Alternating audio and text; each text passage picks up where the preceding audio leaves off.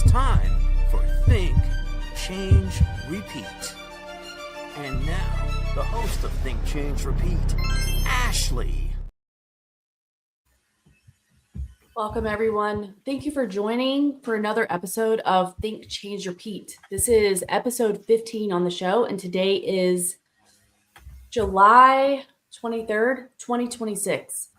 And tonight, this is a very somber topic, and a lot of times, we have covered very serious issues, but this one is pretty heartbreaking. So I just wanted to give everyone a heads up, and um, this is a very serious issue that is facing a lot of women who are part of the Indigenous community. And obviously, Yona would know better than me, and he has generously agreed to come on and speak with us again for part two of our series. So if you haven't seen part one, I got a lot of good feedback. It was a really excellent show where we talk about Appalachia and Native American cultures, and certainly the issue of genocide is touched on there.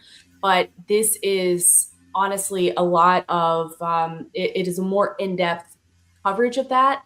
And before the show, behind the scenes, Yona was already talking to me about that and honestly had an amazing statement as far as how far this goes back. So we're going to get into all that. But I just wanted to touch base with you on that. I want to thank everybody for being here tonight. And I also wanted to let you know that if you want to support Yona, then I am periodically going to be showing his Cash App tag. So if you would like to make a donation for him, he does a lot of work for this community and definitely is very generous in giving us his time and educating us on these types of issues and is a wealth of information. You all know that. So, without further ado, I want to introduce Yona. Welcome back for part two in our series. Yona, how are you doing today? First of all, let me say, Osio Nigad Sita Nela, Yona Aniwodi Dagwato An Shalagiga, and Anigadu Wagi, Aya, Squeeze Wato, Ale Une Sanahi, Wait Stoligi Nigad. So I'm just saying, uh, goodness in everyone, blessings to everyone. Calling out my mother's maternal Cherokee clan. The first thing I would say with regard to this is, it's a great honor and a privilege to speak on behalf of the greatest treasure on earth, and that is the girls who will become the clan mothers and the leaders of our Cherokee Nation one day. We're a matriarchy, and in terms of the leadership and the guidance that we rely upon from their wisdom. I mean, I honestly don't know if there would be a Cherokee Nation today were it not for the clan mothers. So, um, in terms of what we talked about last time, Appalachia, has a lot of issues of its own, and I'm glad that we're taking time in this episode to speak more broadly in terms of geography and regionally about this MMIW issue of murdered and missing Indigenous women and Indigenous in general. Um, and it primarily stems from jurisdictional issues because for those that are not aware or I haven't really had much dealings with the United States Department of the Interior Bureau of Indian Affairs, which is the federal management agency for the Indian reservation system. They issue the degree of Indian blood quantum cards and everything else and deal with enrollment in federally recognized tribes. It gets a bit more into the weeds when you look at state recognized tribes that are not federally recognized.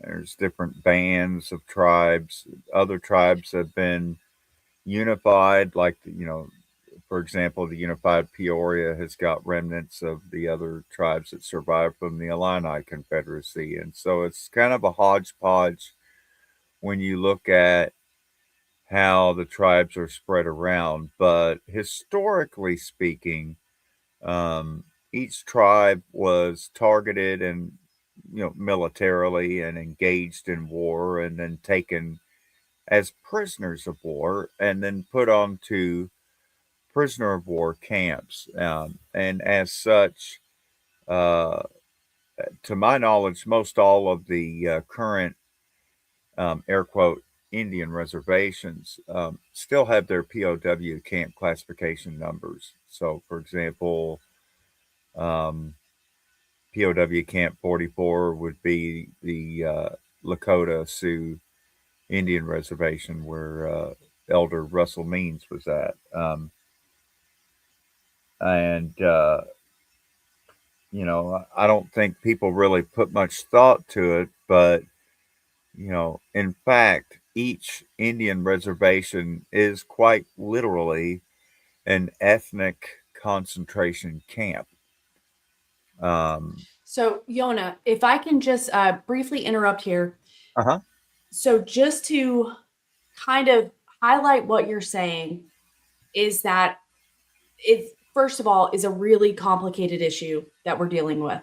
uh-huh, But one of the major issues is the jurisdictional overlap or lack of overlap between who would be policing what would be considered the precisely. reservation, then the and before. Okay, so this is what I want to do. I want to cover that a See little bit. that's why I'm getting into the reservation system from its Okay, beginning to explain perfect. how did we get here today? How did this become such an issue? And that's because they began as prisoner of war camps, which means initially they were camps maintained and security was maintained by military police, United States Cavalry. Because, uh, when you talk about the reservation system, by and large, you're talking about lands west of the Mississippi. And, one of the, prior to the winning of the Old West, as American historians have coined it, um, uh, the eastern and southeastern tribes, that is east of the Mississippi River, um, as a result of Andrew Jackson's Indian Removal Act of 1830, that led to the Trail of Tears and the expulsion of not only the Cherokee, but Choctaw, Chickasaw, Muskogee Creek, Seminole, and other tribes. And the point was to, they were quite brazen in the article, to extinguish any competing Indian land claims to the land grab.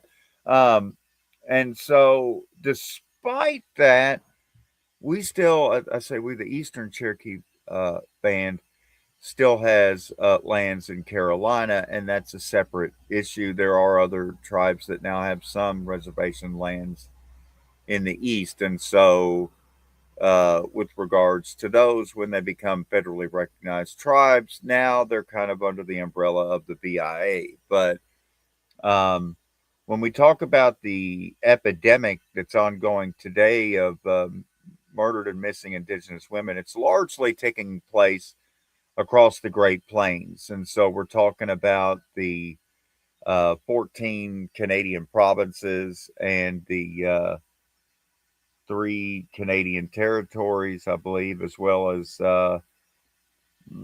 about 14 states across the Great Plains and the Oglala Aquifer, where it's just statistically sticks out. I mean, something is clearly going on in terms of human trafficking across the Creek and Lakota, Crow, and Navajo nations from the Mexico border all the way to the Arctic. And because this is an issue primarily in the U.S. and Canada where it's taken place. And so once the DOI-BIA took over under the guise of limited sovereignty, we'll call it, or tribal sovereignty and treaties, um, Federally enrolled tribal members are only under the jurisdiction of tribal police, which is funded by the Bureau of Indian Affairs, because essentially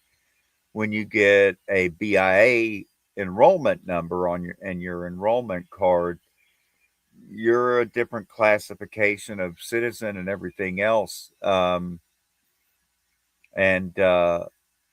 Without getting too far into the weeds, let's get into the MMIW and how that pertains to that. So, because I want to keep it simple to understand what's happening here. Okay, on an Indian reservation, federally enrolled tribal members are only under the jurisdiction of tribal police and tribal courts on the reservation. If they were to step off the reservation and commit a crime or be accused of a crime off the reservation, they are under the jurisdiction of the federal government or any other city, county, or state uh, police and law.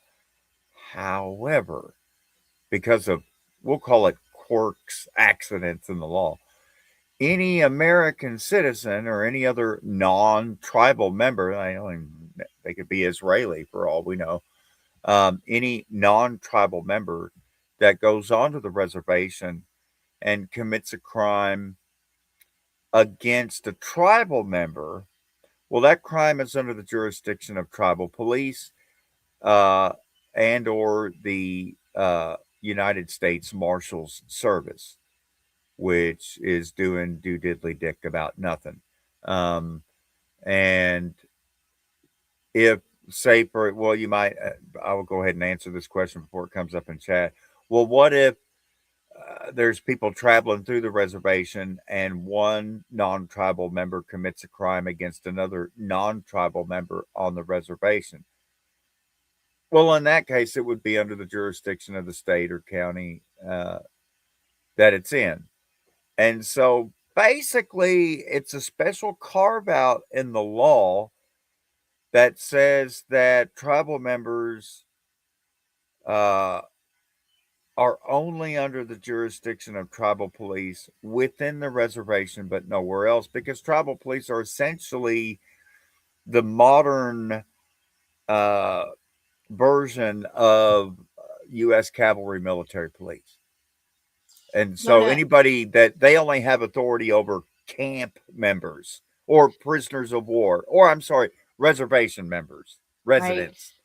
Now, let me ask you this. As far as the people that are the tribal affairs, the basically responsible for policing everything within that tribe jurisdiction, are they required to also be members of the tribe and part of that community? Tribal police are members of the tribe, Okay. generally speaking. Um, and so the issue comes up when a non tribal member commits a crime against a tribal member. The tribal police don't have jurisdiction over the non tribal member, even though the crime took place on the reservation. And that's why the United States Marshals have to then step in, because it's their job to protect the inmates or detainees or reservation residents, we'll say. That's the legal. I'm not trying to be pejorative or hyperbolic. The legal language structured around this is that because of the treaty obligations, the government is obliged to provide good care for these prisoners of war at this POW camp. I mean, Indian reservation. Because again, it's yes, it's still a POW camp, but America's the land of euphemism. That's why we changed the Department of War to the Department of Defense. It's all euphemism. It's all bullshitting over and papering over the real hideous genocidal nature of empire. So that's in a nutshell the jurisdictional issue that is at play. So that being said, you would think there would be like a U.S. Marshals Special Crimes Division or something. I mean, we see all these awesome Hollywood and TV series about how dedicated law enforcement is. And Lord knows this country is just saturated with law enforcement officials, coast to coast, and cameras, light post to light post. So, it's funny, under the guise of public safety, we're now being sold that we just need more drones, we just need more cameras, we just need more eyes on the ground, we just need more surveillance, we just need more rape kits. We're going to solve these crimes, and technology is going to help. But when you actually look at it, in countless states and jurisdictions around the country now, where, for example, flock camera systems have been employed, police chiefs and police officers all around the country have been fired. Some have even been convicted and put in jail for illegally stalking exes or lovers, or I mean, it's not a one-off thing. It's showing that when given this unchecked, unconstitutional, illegal power to spy, by and large, it's used by pervs to spy on and stalk women. And so when we think about MMIW and stalking and rape and kidnapping and child trafficking and murder and everything else,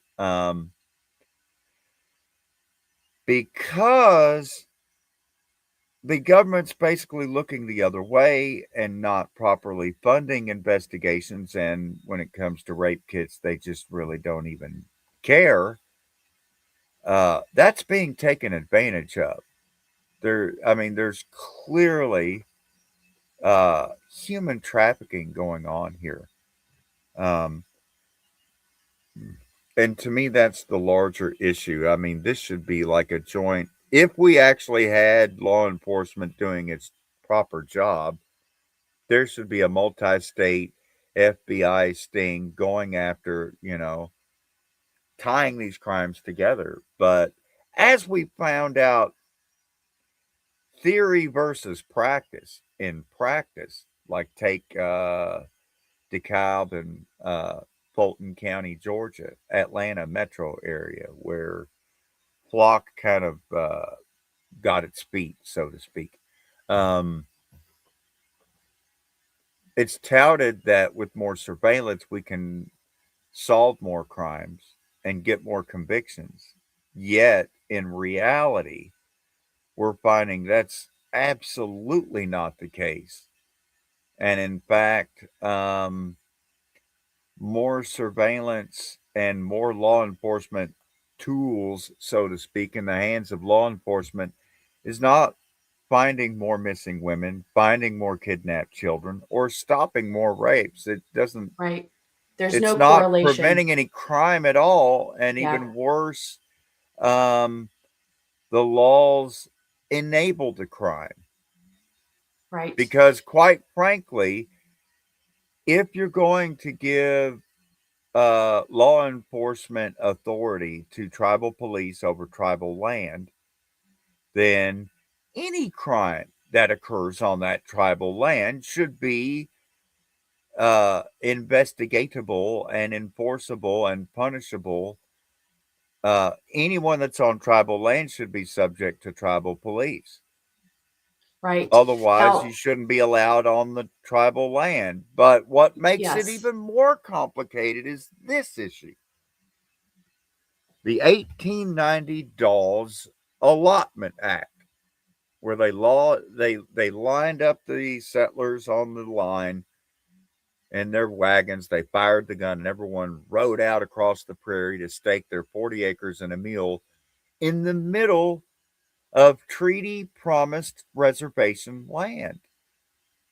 What the Dawes Allotment Act allowed was for settlers to buy reservation land. And so much of the Cherokee reservation for the Western Cherokee in Tahlequah, Oklahoma, as well as the neighboring reses for the Muskogee and the Shawnee and the Choctaw and the Chickasaw nations, most of the land is actually owned by non-tribal members because it was sold off in the 1890s, which is probably, again, surprise to a lot of people. You would think, wait a second, Indian reservation land is supposed to be just for that Indian tribe. I don't understand, Yona.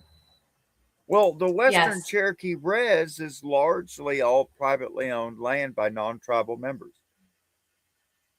But only recently, within the last few years, did we get a Supreme Court decision that finally acknowledged, well, yeah, technically, if you're going to go by the Treaty of Hopewell and the Treaty of New Echota, actually the Cherokee Nation does have jurisdiction all the way to downtown Tulsa, but um, private owners still have their own private land, and so it's kind of a both sidesing thing. It really exposes the settler colonial nature of American empire when you look at what's happened with the Western reservations. The Eastern Cherokee reservation lands are entirely a different situation. That's why I wanted to kind of disambiguate. But back to MMIW and human trafficking. Uh, Historically speaking, um, after Columbus explored the Caribbean, 1492, eventually met with the Taino chief, Wakanagari, who came out in the banana boats because one of Columbus's ships had struck coral reef and was sinking. That was the Santa Maria. The Nina and the Pinta were unaffected, but they actually took the timbers ashore and built a fort called Fortaleza Navidad, or Fort Christmas, because it was Christmas. Of course, he initially landed was October 29th, 1492. But around Christmas time is when he actually met up with the chief and full on tribes and everything. And that was the island of Hispaniola, modern day Santo Domingo, Dominican Republic. And that's where the story gets going, where um, Columbus and his men began to commit just the most outrageous atrocities. Well, for example, we know this because of the priest that was with his party, Bartolomeo de las Casas, who did illustrations and kept copious notes because of his writings. We know what was going on there. And of course, later, word of Columbus's exploits with women and children. Um, I mean, abducting, kidnapping, killing, then skinning either alive or dead, and wearing their skin. Just the most horrendous barbarity. And unfortunately, he also then began to do that to Spanish colonists as well. Well, that's where he crossed the line, and then Obispo Fonseca, or Bishop Fonseca, was dispatched from Castile, uh, and he tracked down Columbus and actually arrested Columbus. He was dragged back to Santo Domingo in chains, put on the ship, taken back to Spain in chains, convicted, and thrown in the dungeons of King Ferdinand and Queen Isabella. But these guys you probably heard of, named Pizarro and Cortez and De Soto, put up his bail to pony him out of jail because they wanted in on all of this plunder action. And Columbus knew the way to the New World. So they got him out and came back. And then let's see, Cortez conquered Mexico. The Pizarro brothers conquered South America. DeSoto explored the southeast United States and died near Pine Bluff, Arkansas, after being mortally wounded by Tuscaloosa of the Mobila tribe, the Mobile chief Tuscaloosa, the great black warrior who injured him with a poison arrow that had been put on the back of a poison dart frog. And he got gangrene from the wound and stumbled and died weeks later in the marshes of the mouth of the Arkansas River there coming out on the Mississippi. What started with several thousand ended with just, I think, a few dozen, maybe at the most, 12 or 20. I'm not sure how many ultimately survived, but they rampaged through what they called the Coosa Kingdom. And later, when Ponce de Leon and Pardo followed in his footsteps, because, DeSoto came through in 1522, Pardo and others came in later. This is just 30 years after Columbus's first arrival. And when they then came through, they said all the Coosa were gone and the Coosa people and civilization's gone. But, in Cherokee, the Aniwodi, that's the Muskogee Creek. And there's still Muskogees. And some of them are in Oklahoma, Muskogee Promokie, right? Merle Haggard. So, in fact, it was from pestilence, although they often talk about smallpox and that. A lot of the pestilence that killed the Southeast tribes from the Spanish expeditions was venereal diseases, which is from constant rape by the Spanish coming through there. They brought their razorback hogs. They brought their cows. We'd never seen these razorback Iberian black hogs, and we'd never seen cows before. So, um, like for example, in Cherokee, the word for cow is vaca, vaca, which is a word that we learned from the Spanish. Vaca, VACA, la vaca, which means the cow. Vaca, vaca. And of course, I don't want to get in another. Well, I guess it is related somewhat. Vaca, or from vacus, is also the Latin root for the term vaccine, because the original vaccine was to treat cowpox. Um, oh, well, we'll help your immune system by making you sick so that you're better. Just at its very outset, it was kind of a twisted logic. We'll make sure we'll get you a little sick so that you don't get real sick, and that'll help somehow. I don't know. It's So, and I'm sorry to interrupt here, Yona, but and uh-huh. to kind of tie in what you had talked to me about even before we started the show, that is to say that this issue that we're working our way towards, this has been this way from the very start, from the very beginning when we had colonizers step into, these lands. That is when the exploitation of the native people, but especially the women, started. Like, it's been that Precisely. way since day one. And when it came to child trafficking and murdered and missing women, but I think it's notable to point out Andrew Jackson was a pedo, and he had adopted two Choctaw little boys that lived with him at his residence called the Hermitage outside of Nashville, Tennessee. And he caught a lot of hell for his wife because his wife was known as a harlot and a floozy. And apparently, she was just a beard for him. He was really far out there. But I just, I didn't, I had to land that elbow on Jackson before I moved on. The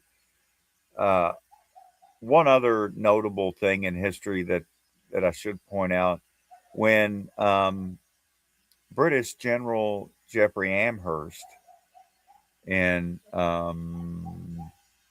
it was during the French and Indian War, so this would have been around 1760 something, 1762, I think, at Fort Duquesne. Later, well, it was Fort Duquesne by the French, renamed Fort Pitt by the British when they defeated the French. But um, Pittsburgh, we're talking about the source of the Ohio River. There, the three rivers: Allegheny, Monongahela, and Ohio. Modern day Pittsburgh, where General Jeffrey Amherst gave the written orders and commands to Colonel Ecuyer there to, could we not distribute blankets with the pestilence as to reduce the number of this execrable race? And so small blankets for children and blankets were given along with handkerchiefs and like nappy napkin, like a baby nappy cloth. All of them soaked in smallpox, given to Shilokamis, who then took them across the Allegheny back up to the waiting Kickapoo and Pionkashaw's tribes, who then were wiped out, and targeting the nursing mothers and the women and children of the tribe um, deliberately. And so, you know, the truth is, no genocide is effective unless you target women and children. Ask Israel. Hello, Gaza. It's no mistake when medicines are destroyed, hospitals are destroyed, and women and children are targeted deliberately. And so um, it's really remarkable that still to this day, we're dealing with these issues. I think I mentioned in the last episode one of the greatest chiefs of the Western Cherokee, Wilma Mankiller, was instrumental in the Cherokee Nation taking over the Indian Health Service hospitals because they were still doing involuntary hysterectomies and sterilizations of Cherokee women. They were still experimenting on Cherokee women and girls. Um, and, you know, it's just, again, it's because of the jurisdictional gray area. And the truth is, um, there's no such thing as a fully sovereign Indian nation within the United States. And even in Canada, they're finding out that, even though they have treaty rights, push comes to shove when Enbridge wants to build a new oil pipeline, or when uh, who is it? BP, British Petroleum, when they want to do another 250 hectares. So we're talking basically another square mile, 640 acres of when they want to clear cut another square mile of boreal forest up in the province of northern Alberta, for example. So we're talking just north of Montana, um, big sky country. Uh, you know, they cut all the trees and they remove the top 30 or 40 feet of topsoil to get down to a layer called tar sand that they then bake and make what's called diluted bitumen, a very volatile, explosive, heavy form of crude that requires a lot of refinement. And that's actually what's sent through the DAPL, the Dakota Access Pipeline that Keystone and Enbridge built crossed the Standing Rock Lakota Indian Reservation, crossing the Missouri River and taking it down to refineries, and ultimately all the way down to Texas, because we have huge refining capacity. But uh, again, it's interesting. Each one of these nations that's sitting on either mineral wealth or oil wealth, um, it's those reservations that are being depopulated the most intensively. So um, I'm really glad that the MMIW uh, cause, it's an international cause both in victims and advocacy. And it's really being led through volunteer efforts and volunteer investigations and volunteers having to take the law into their own hands to make citizen arrests and everything else, because it's like the crimes aren't being investigated and they either don't care or they're covering up what's happening outside of Omaha, Nebraska, what's happening outside of Pierre, South Dakota, what's happening outside of Fargo and Bismarck, and what's happening at Great Falls and And Billings and, Bighorn, yes, and and Billings, Bighorn and, yes, yeah. So Yona, before we kind of get back to that, I wanted to ask you if people are interested in pursuing, obviously they're watching our show, they're learning from you, but where are you learning about all this stuff? If they want to learn about like some of these specific issues and what's the word I'm saying? Like right now, some of these missing women and girls that are happening right now. So I was talking to you they before the have a show. main So website there. I'm sure you have the MMIW main website where you can drop yeah, that in the yeah. show I notes I for people to put check several out. things, yeah, in the show description. And I also wanted to let people know I started listening to the book Highway of Tears. And this one is about specifically Canada that you and I were talking Uh huh. about. Highway The 90. Yes, Highway 90, where a great deal of missing women and girls have gone missing. And then the other thing is there's a show that is showing on Paramount Plus via Showtime, and it's called Murder in Bighorn. And that is talking specifically what Yona had mentioned as far as in Montana near Billings. And this is focusing specifically on the Crow tribe in this area. And then it does get into not the deep history that Yona has been talking to us about, somewhat of the history, because it does talk about the fact that from the very beginning the people who came here had the goal of exterminating the Indians, and that it was exactly what Yona said, through the women to achieve those means.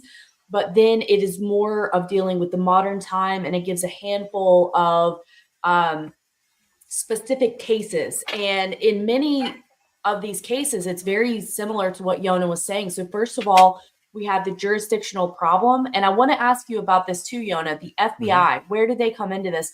But it's also talking about when these people are identified as missing and there is a huge lack of concern about addressing this quickly. And it is really interesting because in the rest of the states, we have the Amber Alert system, Uh huh. which, I have heard some critiques on that, and I could be wrong here, but it seems like a good idea that they have the Amber Alert and they can let people know in an area right away that a child has been missing. But in my understanding, nothing like that applies to these places on reservations where these girls go. And often the families are told right away, oh, they're just a runaway. They're just a runaway. Like so often that has happened. And then the other factor that I was hoping you can talk to us Uh about huh. is the issue of generational trauma. So we've already established historically that genocide was the goal, that prisoner of war basically is the situation that they're in.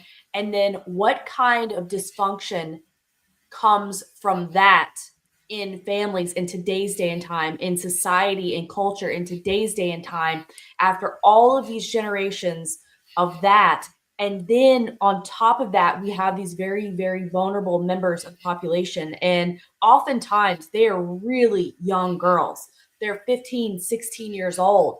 And so they're at this age where they look adult kind of, and they have a little more autonomy as far as, traveling about with their friends. And then there's other limitations as far as transportation. Often on Highway 90, hitchhiking is a means for people to get around, especially back Mhm. in like the 70s and 80s, and that was normal for people to do. So it's this very, very vulnerable position that these young ladies are in, and there's a lot of different reasons that kind of led them here. But to circle back to my first question, so you think the first resource, if someone's interested in pursuing this, is the Missing and Murdered Indigenous Women website?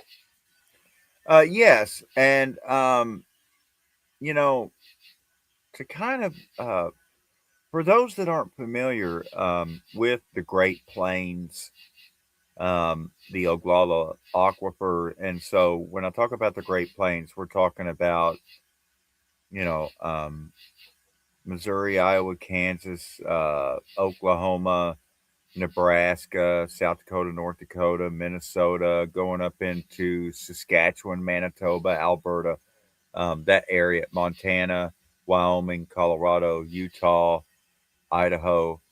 Um, uh, PNW is an issue all of its own, but in terms of this issue with human trafficking, there's clearly a well-developed ongoing human trafficking network in the Great Plains, and we kind of got a little glimpse of it in the early 1980s with the Oracle of Omaha, Warren Buffett's involvement in what's known as the Franklin scandal, which again was about kidnapping children.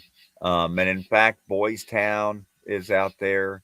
Um, you know, uh, for those, it's a charity in the United States, Boys Town. And uh, so we know now that there are, it's pedophilia and human trafficking and these sick crimes that are taking place against women, children, where they're exploiting the jurisdictional loophole. Um, Particularly today, with the Epstein things and other things coming out now, it's no longer, you can't just write it off as some weird conspiracy, that there are very organized efforts that are constantly recruiting and kidnapping and trafficking women and children for very devious things that quite often end in death. Um, and the fact that these crimes aren't being investigated, it's either they don't care or they do care, and that's why you can never find out. Um, and so, and it's even to the ridiculous thing of, like, if a white girl goes missing in Oklahoma, there's going to be Amber Alerts if she is thought to have straggled across an Indian reservation. Well, everybody will be going through the fields with flashlights. But it's not the same thing if a tribal girl wanders off the res, or if she's picked up in a pickup truck off Highway 90 up in Big Sky Country, Bighorn River. So um, today, to be the fact that, you know, honestly, why would they be targeted so much? If it's just simply for sex crimes and everything. And I think it's a little bit deeper than that, because the the girls and the women are the very backbone of the tribe, and the single most core and sacred belief, if there's any such belief shared amongst all the tribes here in Turtle Island, the most core tenet is Amaganida, meaning Wachoni, Awa is Vida, Loe Vi. Water is life. Um, and, you know, we can talk about the multi generational trauma of rapes and broken families and everything else. and having to run from your heritage or hide your heritage or be shamed for your heritage or try to defend the right to even claim your own heritage. It's just so utterly and completely bizarre. And to compound that with the fact that knowing what this nation, this land, this Turtle Island looked like before, and seeing it just completely tortured to death, the forests cut down, the rivers poisoned, um, what rests so heavy on everyone's hearts, especially the girls and the women, is where is our great grandchildren's great grandchildren's home going to be? Where will they grow corn? Where will they raise their children? Um, this isn't our land and habitat to just utterly and completely destroy. We're entrusted as caretakers and stewards for our children and grandchildren and great grandchildren's great grandchildren's inheritance. And, you know, Rockefellers and Vanderbilts and Harrimans and others, they think 7 generations ahead in terms of trusts and everything else that they set up. Um, but meanwhile, our families, our tribes, our regions are constantly under attack and just being harvested, worked to death, taxed to death. And, you know, where I find solidarity in all of this is the fact that the solution has been that we have to investigate our own crimes. We have to diagnose our own ailments. We have to treat ourselves with our own medicine. We have to, I mean, it's to the point now we pretty much have to do everything ourselves because the trust is gone. Trusting in modern medicine and modern pharmacology. The trust is gone when it comes to uh, CBP and ICE and FBI and CIA and NSA. The trust is gone when it comes to DOI, BIA, um, POTUS, SCOTUS. Um, the trust is gone. And it's gone to the extent that, for example, I brought this up last night, but Mitch McConnell dropped from cardiac arrest, and District of Columbia EMS responded on June the 14th. It's now July the 23rd. He's still MIA, but there was such an outcry and uproar that I guess whenever his widow, did I say widow? Wife, Elaine Chao, finally returned after being debriefing the vice president and all the different members of the Chinese Communist Party. She then came back and then dropped out a proof of life picture of Mitch in the hospital with the sports page in his hand. And Lord knows you can't deep fake pictures these days. So just believe this. I mean, it's impossible to get him on the phone. It's impossible to get an interview with him. But here's this picture that we're going to send on the internet. And he's totally alive. And ever since then, here in the local news, the Kentucky news channels, they keep putting the picture out every night, telling people, imploring people, you have to believe us. This is what's really going on. Meanwhile, untold thousands of cold cases are laying out there, with dozens of cases being added each month of missing and murdered Indigenous women. And if they were all, dare I say, if they were all white, it'd be a national epidemic. One white girl goes missing in a national park, and it's top story on NBC, ABC, CBS, Fox, Newsmax, ON, you name it. And so, to me, the real issue on how to fight back with this, it's all about awareness and realizing that we have to protect ourselves because those entrusted to protect us and serve us aren't. And in fact, are quite often the perpetrators. Creepy cops on flock databases tracking the license plates of all your former lovers because you're being paid to enforce the law and instead you're stalking women.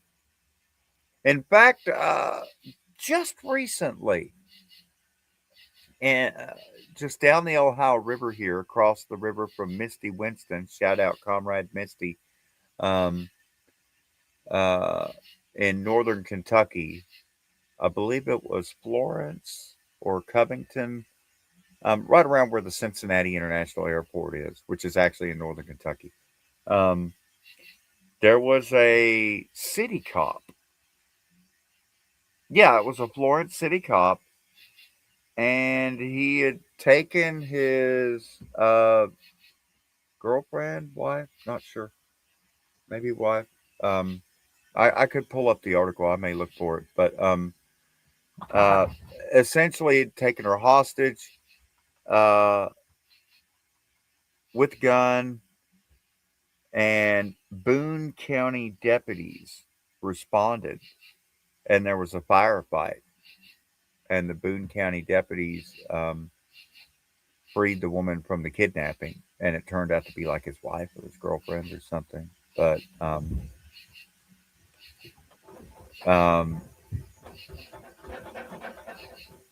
gosh, uh, yeah. Well, I mean, that's the essence of the story. But Right. I you think know, I think there's that so speaks many. to the culture in the United States as to Exactly. why crimes against women and girls are just not seen in the same light. Like, Yeah. quite And honestly, I feel like if we would have blown up a little boy's military preparatory academy in Bandarabas City in Manab province, I feel like there would have been more outrage in the United States. But because it was just a bunch of elementary school girls and it was only 168, um, what's the big deal? Um, I don't know, Yona. I have been really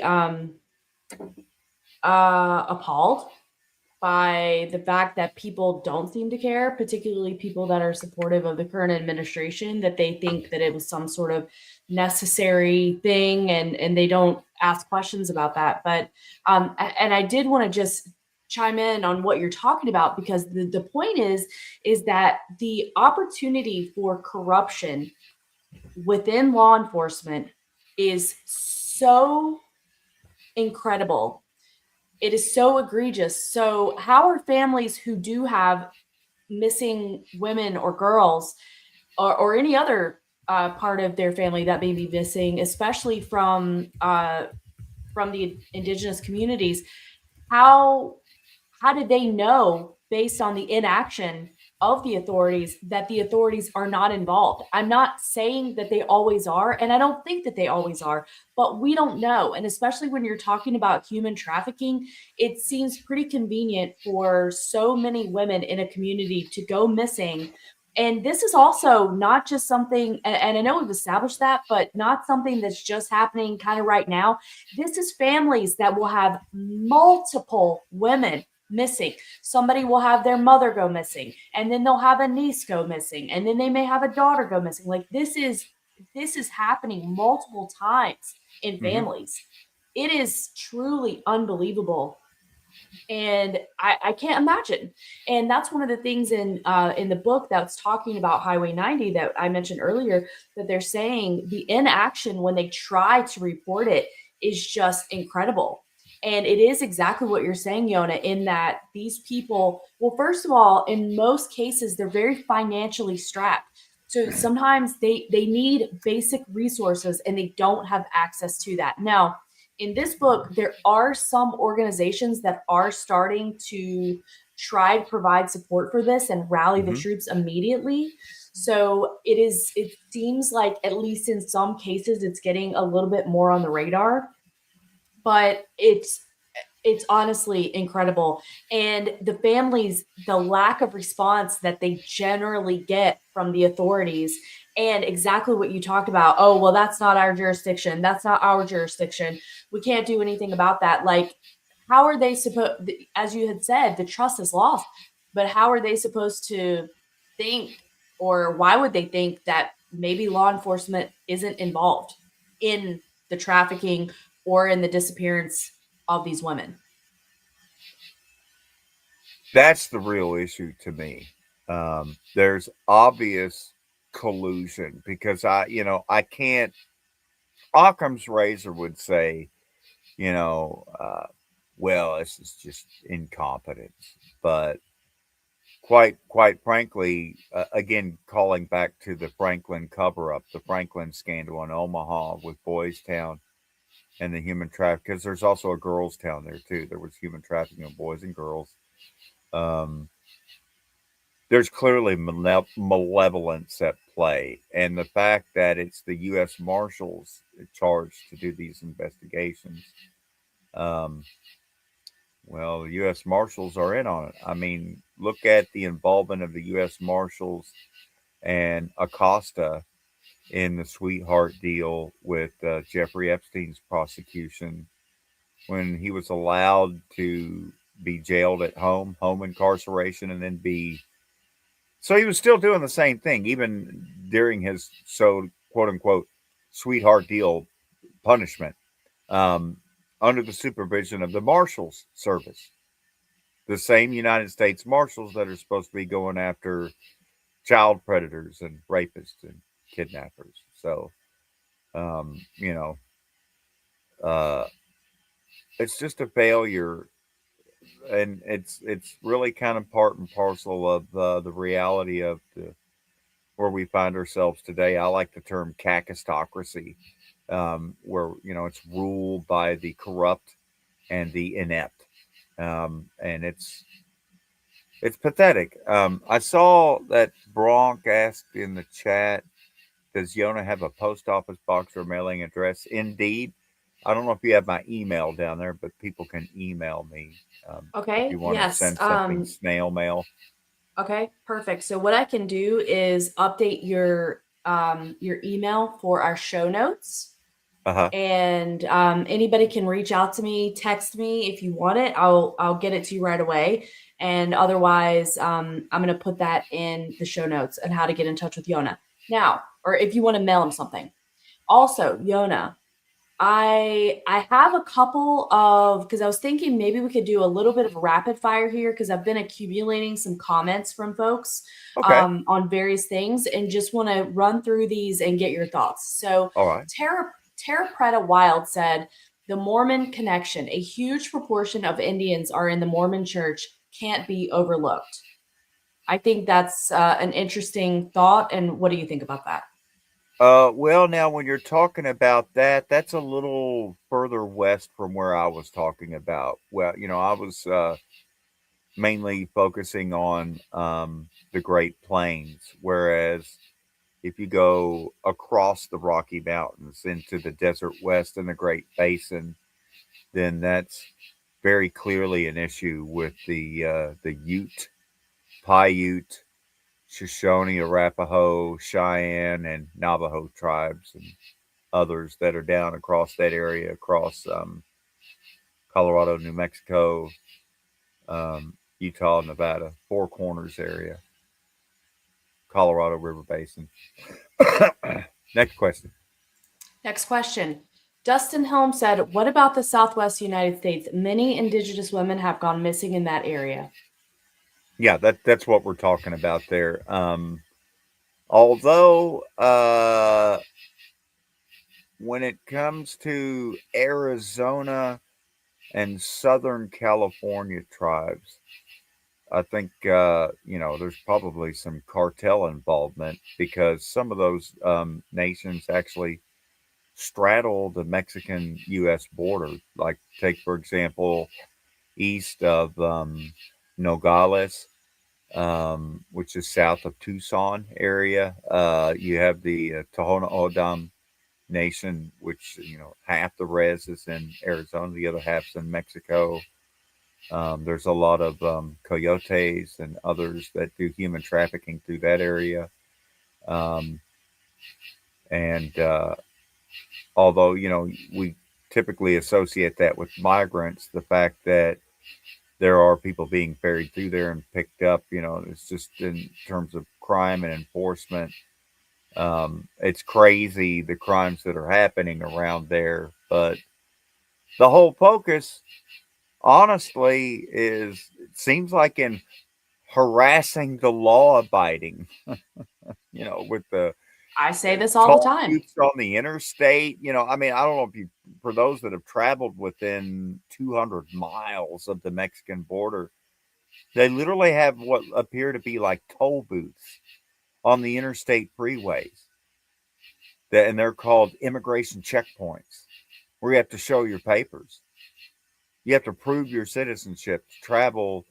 You could be 250 miles north of the Mexican border, but you're at an ICE checkpoint on the interstate, and they're stopping every vehicle on the freeway. Like, it's for people that don't know. Now you know. Yeah. Next question. Next question. Okay. And some of these are comments, but feel free to add your commentary. So Harry Hart said, I don't have that here, or I don't hear that here, excuse me, with the Seven Nations. So he is up in upstate New York.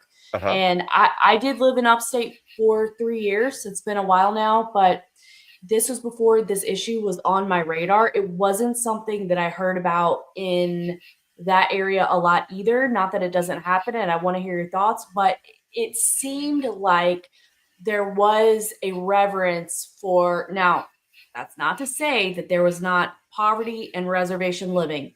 That Mhm. absolutely is the case. However, it did seem that there was a reverence from at least some of the people in the upstate area for the Seven Nations. And I didn't hear about this, but doesn't mean it doesn't happen. So what do you think? Well, first of all, just a slight correction. It would be this. I believe you're talking about upstate New York. He would be referring to the Haudenosaunee Longhouse people. That's the Six Nation Iroquois Confederacy, the Seneca, Cayuga, Onondaga, Mohegan, Mohawk, Oswego, and maybe? and also the Sixth Nation is the Tuscaroras that were adopted into the Iroquois Confederacy from North Carolina in the late 1700s. Um, at one time, many hundred years ago, the Cherokee were part of the Iroquois Confederacy, but then it went to five, and now it's back to six. And particularly the Kanienka, the Mohawk, have the Akwesasne reservation, which is actually split between three different jurisdictions. Part of the Akwesasne Mohawk res is because we're talking, this is north of Watertown, north of Syracuse, where the St. Lawrence Seaway begins at the lower end of what is that, Lake Ontario, I guess. Um, uh, Lake Erie, I guess. One of those lakes. Um, and Akwesasne straddles Ontario province, Quebec province, and the state of New York. And ever since 911 and the changes and being able to travel over the international boundary and all of the issues with the tribes in Quebec, um, that's been a real issue there. But as I said, when it came to MMIW, it does affect tribes all across North America, but it is particularly a raging issue in terms of human trafficking in the Great Plains and down in the desert Southwest. But particularly so in the Great Plains, affecting the U.S. and Canada. Um, uh, and just a lack of investigation, and in fact, there was something kind of, well, when it comes to disappearances and not investigating, an infamous incident happened in Iguala, Mexico, in Guerrero State, where a bunch of students, girls and boys, studying to be teachers at the Iguala Normal School in Ayotzinapa, uh, were just disappeared. Whole busloads of them killed and disappeared. I think it was 42 of them or something. And to this day, family members have been imploring the government to investigate. And I think the government was involved in it. They tried to blame it on cartels, but it was government involvement. And the fact that, despite pleas from the different nations on the reservations to get the U.S. Marshals to investigate this, the fact that they aren't, I think, kind of tells us that there's collusion, that they aren't investigating because, in fact, they're covering up crimes. And we even saw that, like with the Epstein hearings, when infamously Attorney General at the time, Pam Bondi, was put in the hot seat, so to speak, and she made her infamous quip about, but the Dow Jones is over 50,000. Who cares about all these sex crimes? And it's like, Right. we got a room full of victims behind you. Are you going to say anything to them? Silence. And so, um, let's see. I see a new question here. Would Yona consider the casino tribes sellouts? They seem to be the only ones embracing new ways. Okay. Um, Gambling and bingo is like one of the Indian gaming and gambling is practically as old as the sun itself. And, that was a major legal victory to at least get the government to acknowledge and honor the treaties that, well, if we're sovereign nations on these reservations, we can't even have a bingo hall. And so by winning the lawsuits, gaming turned out to be incredibly profitable for the tribes, and it's been a great resource for housing and in spreading the wealth and improving the lives. It's a little bit different with the Alaskan tribes because Alaskan tribes and Alaskan natives have different funding that they get from oil revenues and other things. Alaska's kind of a separate thing, but uh, there's been uh, a lot of pushback against the success of casino gambling on the reservations. But I actually have that might be one other song we could put on here that's got Russell Means on it, where he spoke to the United States Congress specifically on the issue of casino gambling on tribal reservation land. Yeah, shoot me that link and we'll show both of your songs before we end up closing out, Yona.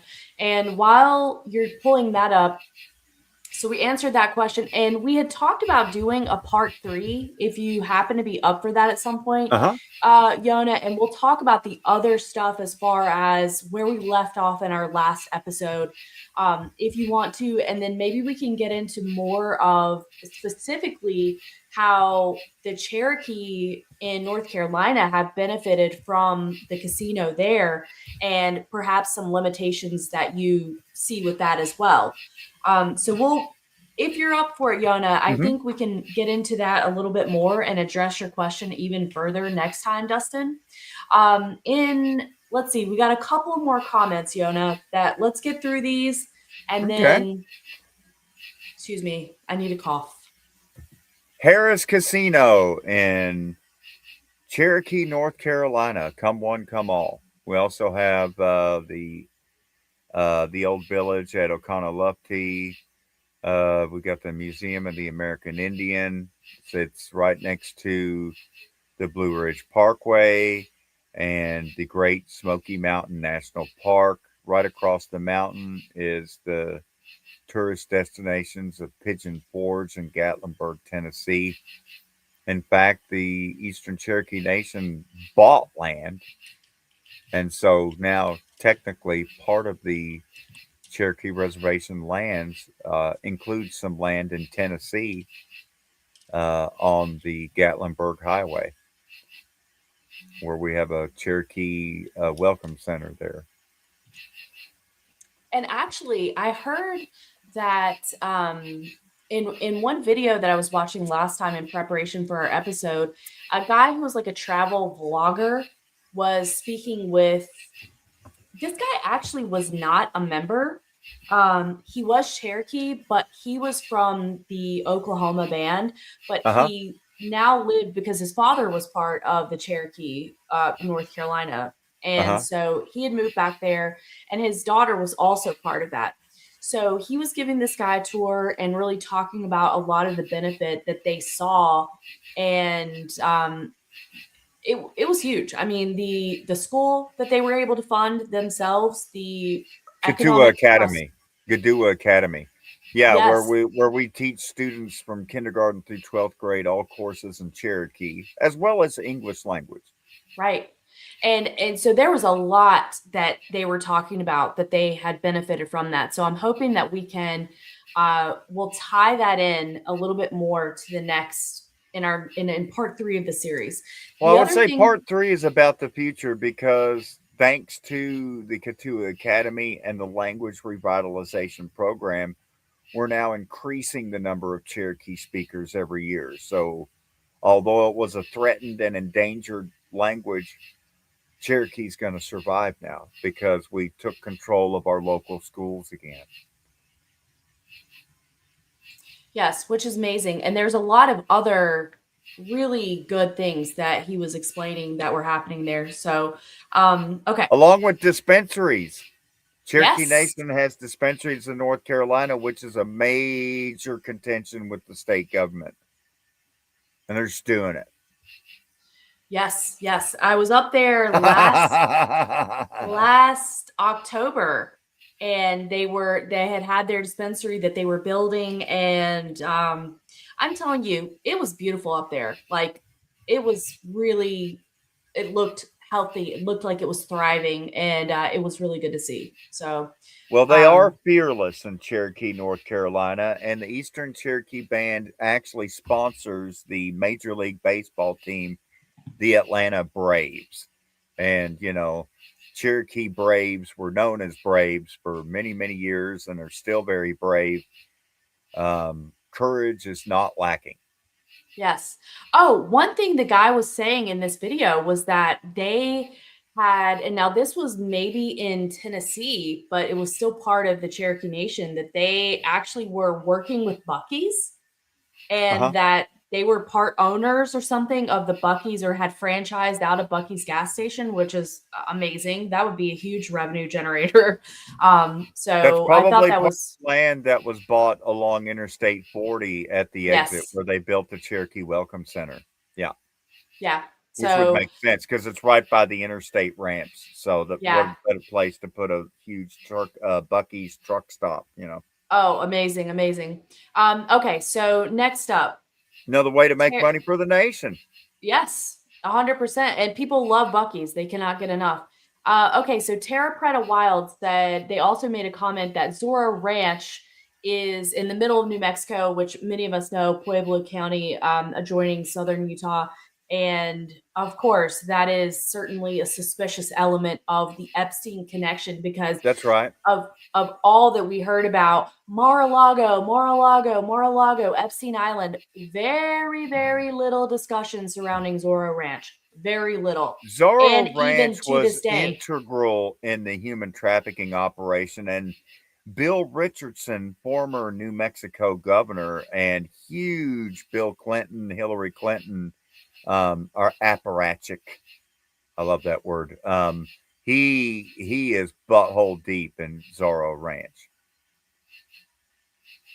integral to its operation. Bill Richardson. 100%. Yes. So Uh, anyway, there's a lot there. And that was a good comment there. Okay. speaking of human Now, trafficking, there's a huge rabbit hole there. Huge rabbit hole.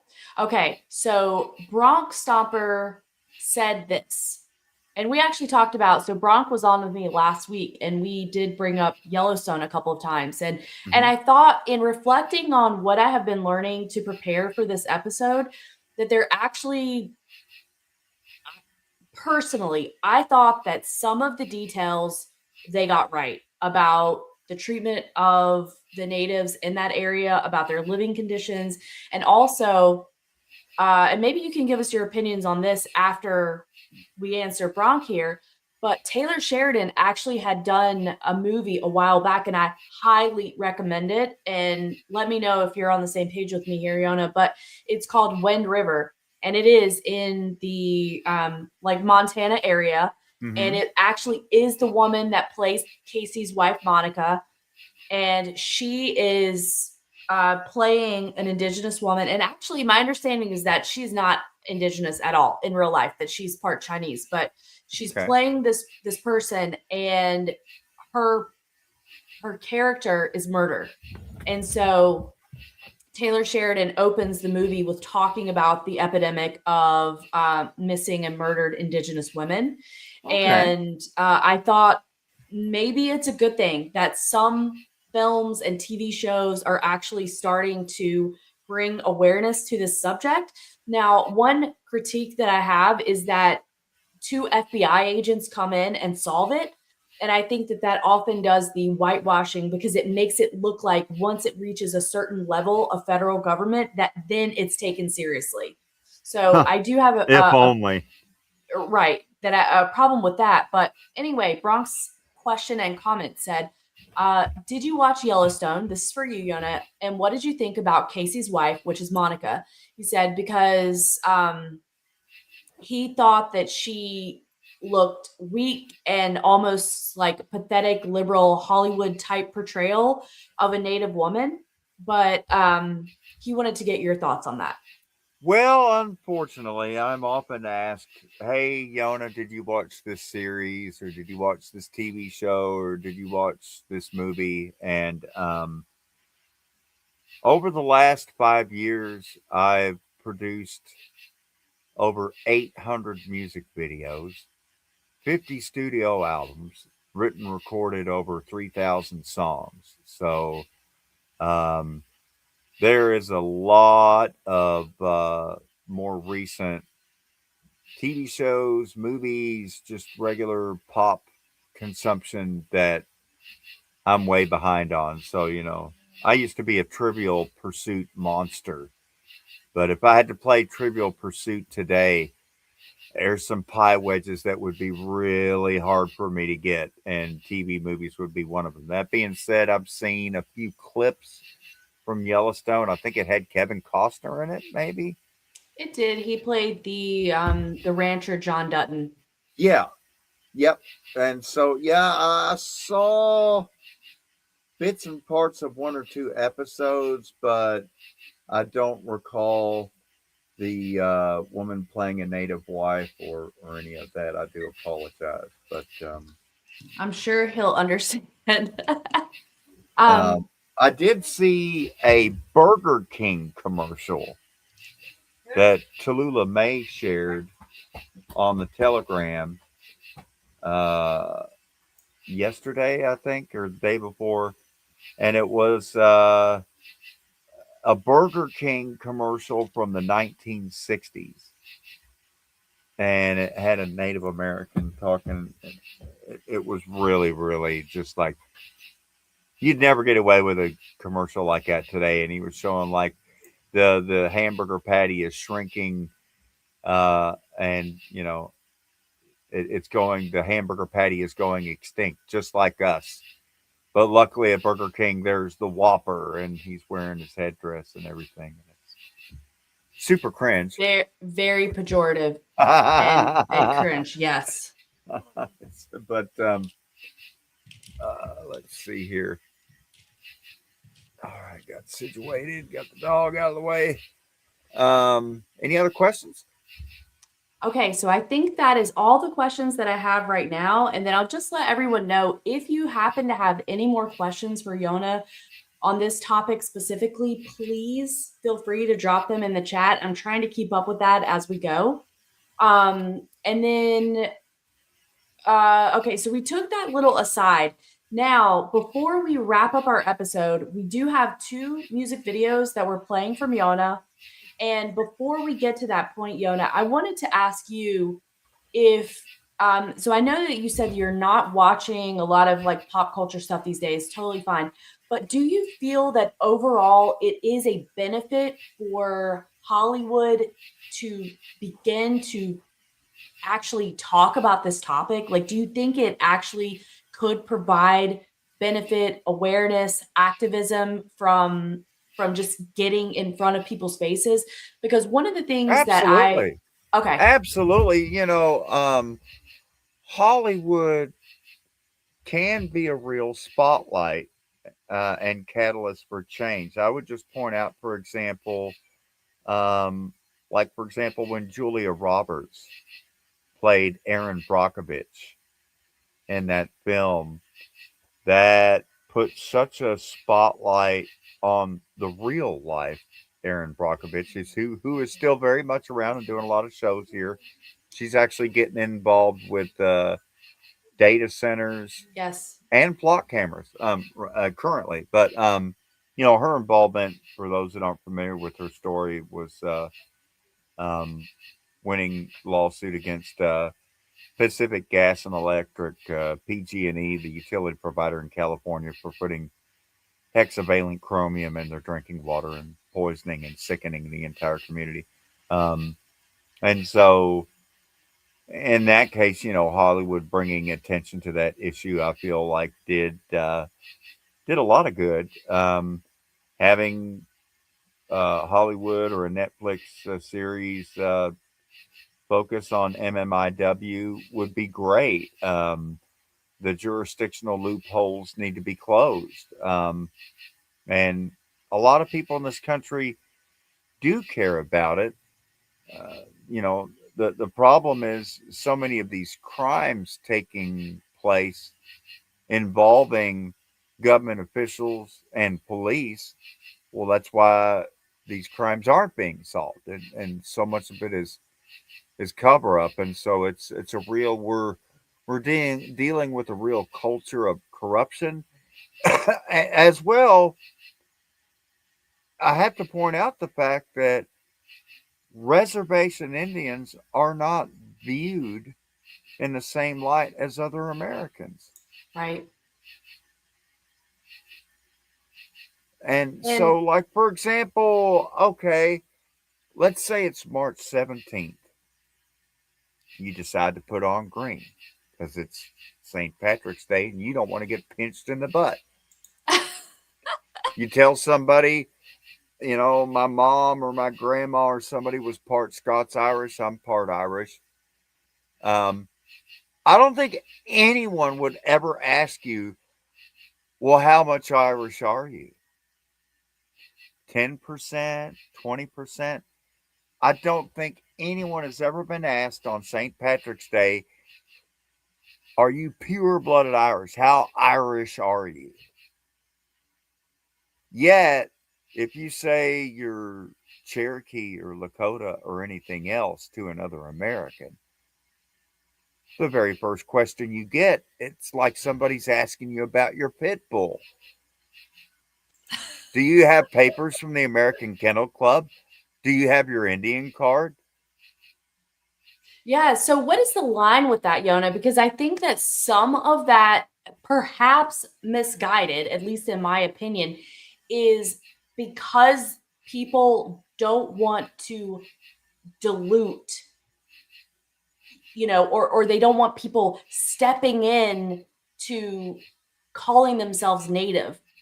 But and please correct me if I'm wrong, but then on the other hand, you're exactly right. Like, what's going on with that, and what's the solution? I don't know. It is policed like crazy. You're exactly right about that. Well, what's interesting is it's part of a genocidal policy, and there have actually been federally tribes that are no longer federally recognized and decertified because they said that the blood pool was too dilute. when the Bureau of Indian when the BIA, the Bureau of Indian Affairs, actually issues cards, they're called degree of Indian blood quantum. So, how pure is your Indian blood? So, the U.S. government treats Native American tribes like a breed of fucking horses or dogs. And um, it's just, quite frankly, rather bizarre and macabre, but I think it speaks to the eugenic ideology that runs behind the United States, although it's a little bit more prominent today and discussed more, Francis Galton and others. Um, you know, kill the Indian, save the man. We need to properly manage this population of wild human savages and braves.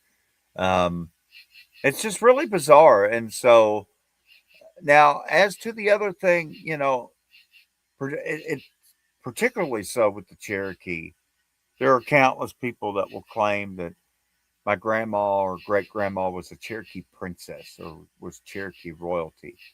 Well, that's total complete bullshit. There's not been Cherokee Now, royalty one of going the all the way back to the Anikatani in 800 AD, not since. Um, One of the things I heard in regards to that, Yona, was that a lot of that was, especially in per our last episode when we were talking about the kind of the merging of the, this overlap somewhat of the Cherokee, of the Scotch Irish, and also of like former slaves that were kind of in the Appalachian Mountains right. that Because of the people. Twister clan. Because, we have 7 maternal clans. One of the clans is basically a naturalization clan for non tribal members that are adopted into the tribe. They learn the language, they learn a skill, they become a full fledged citizen of the Cherokee Nation. And so that's how, people are like scratching their heads like, well, how are all these people in the Cherokee Nation, like the Black Freedmen and the Black Cherokee and all these other, and it's like because the Cherokee was a nation, the Cherokee Right. was a civilization, still is, and we, Well, and because, we welcomed immigrants, perhaps yes, to our downfall, but we welcomed immigrants, and it was the Scots and Irish that immediately came from the Yadkin Valley and from the Chesapeake Bay and into the interior Appalachian Mountain region and immediately began to intermarry and live among the Cherokee, welcomed as neighbors. right. Little And did we last time, know that, that would lead to the Trail of Tears. right. Yeah. Well, and last time we had spoken about the Melungeon people, and I had heard that oftentimes because of the predator or the um oh my gosh, I'm blanking, but basically what is the word? Predatory?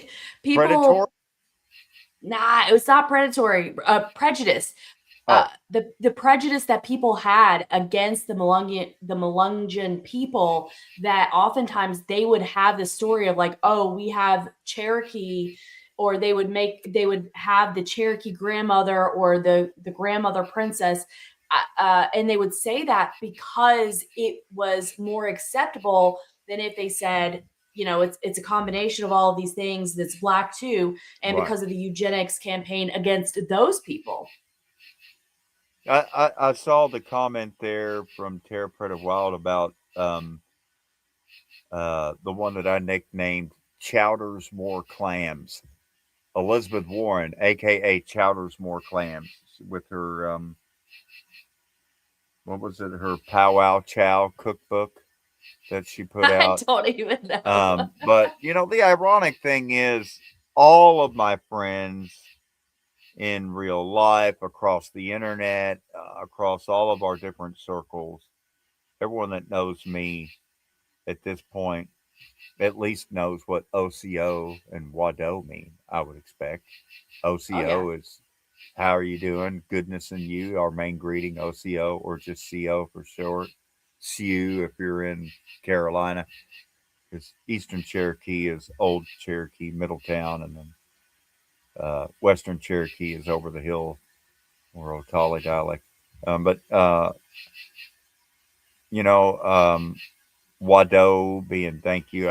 I've always thought I'll bet you that Elizabeth Warren doesn't even know OCO, doesn't even know how to say hello or my name is.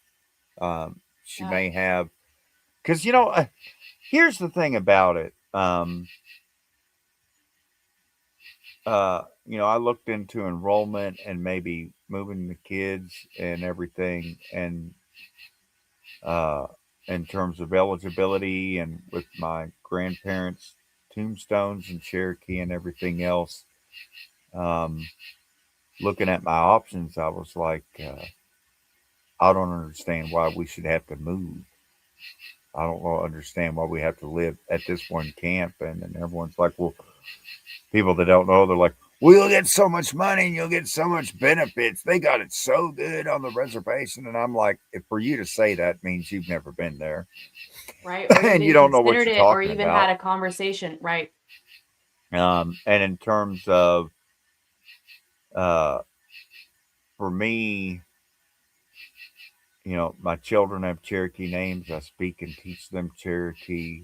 It matters very much to me to pass on that knowledge and that language and being able to dig roots and, collect medicines in the forest. I mean, yeah, it's 2026, but I think some skills are life skills that you should always learn. I mean, not that I want or even expect civilization to collapse, but real medicines grow in the forest. And I mean, that's a real knowledge base that we should never lose touch with.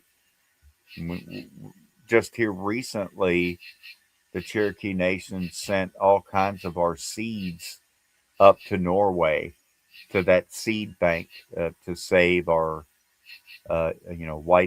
white eagle corn and our squash and beans and other varieties that we've kept going as heirloom varieties for millennia. And it's to me, episode 3 will be really getting into that.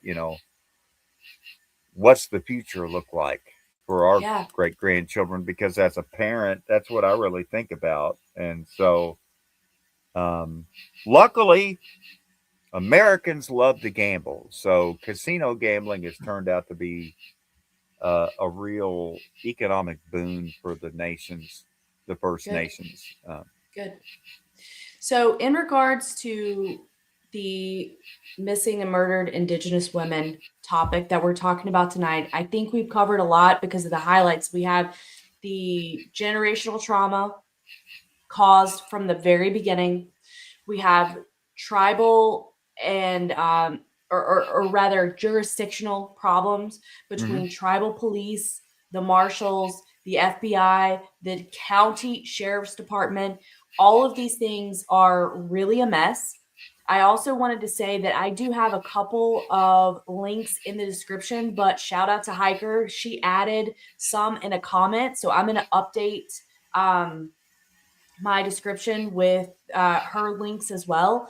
And Yona said that we could go to the missing and murdered, the MMIW website for more information. So I just They've wanted to got let news and everyone other know. tabs there where you can get up to date information and find out advocacy and other ways to help and Good. support and get Okay. involved with Very time, good. treasure, and talent. And that's what I really wanted to ask you is okay, so we've established the problems and how we got here and the, there's so many stories out there. I want to encourage people who are interested in this, pursue the stories. Look at it, just start with Murder in Bighorn.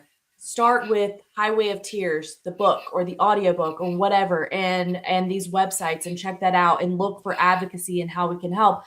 But as far as where we're at now, Yona, now that this subject is starting to get a little bit more of attention, do you feel hopeful that this issue is at least beginning to be taken more seriously than maybe in the past, let's say 30 to 40 decades? Like, do you feel some sort of positivity for improvement? Or the main issue, as we talked about, not only jurisdictional, but the corruption of the institution that is policing and charged with looking into it?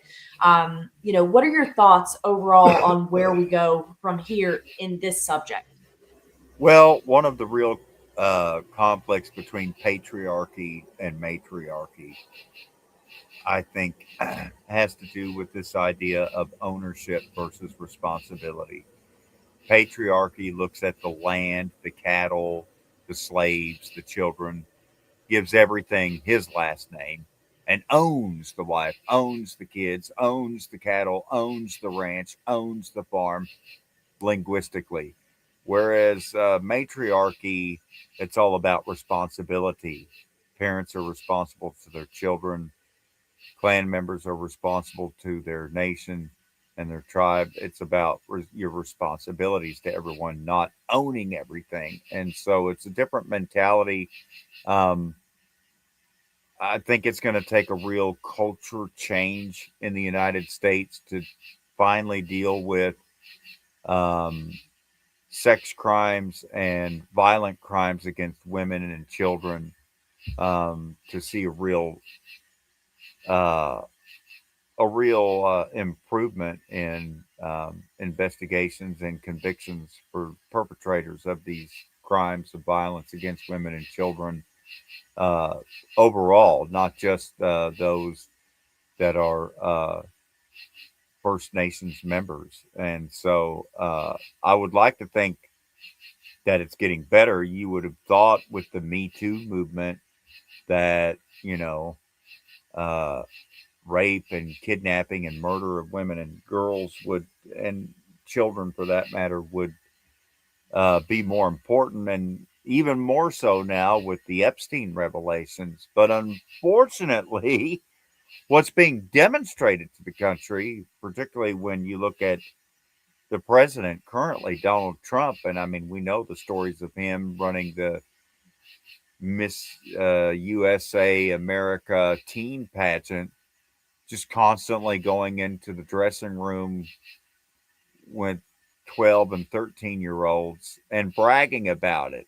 And So there's such a culture of the objectification and dehumanization of women and children, such that I think MMIW is merely part and parcel to the overall attitude taken towards cattle, land, women, and children by most American men in power, which is quite different from most of us living in the real world struggling to get along.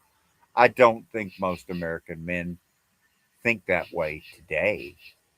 But when you get in the skull and bones type and the Masonic types, it's still very, very much Stepford wife, very much stereotypical, stay in your lane, know your role. Um, you know, you had mentioned Yellowstone earlier, but when I think about Yellowstone, I think about Rockefeller and Jackson Hole, Wyoming, and this just super saturation concentration of billionaires with a capital B that are just packed in around the headwaters of the Yellowstone Valley there by Yellowstone National Park, Jackson Hole. And again, that's because of John Davison Rockefeller and Standard Oil Company money. In fact, Grand Teton Monument was land purchased by the Rockefellers and donated. And they've done that because that's their escape from the hoi polloi, the huddled masses, the Untermensch, or useless eaters. That way they've got their own little paradise. And then they've pretty much priced out natives, both Native Americans and local yokels, to the point that they're having to move out to Idaho and Montana and elsewhere and then commute and drive back to Jackson to Yeah.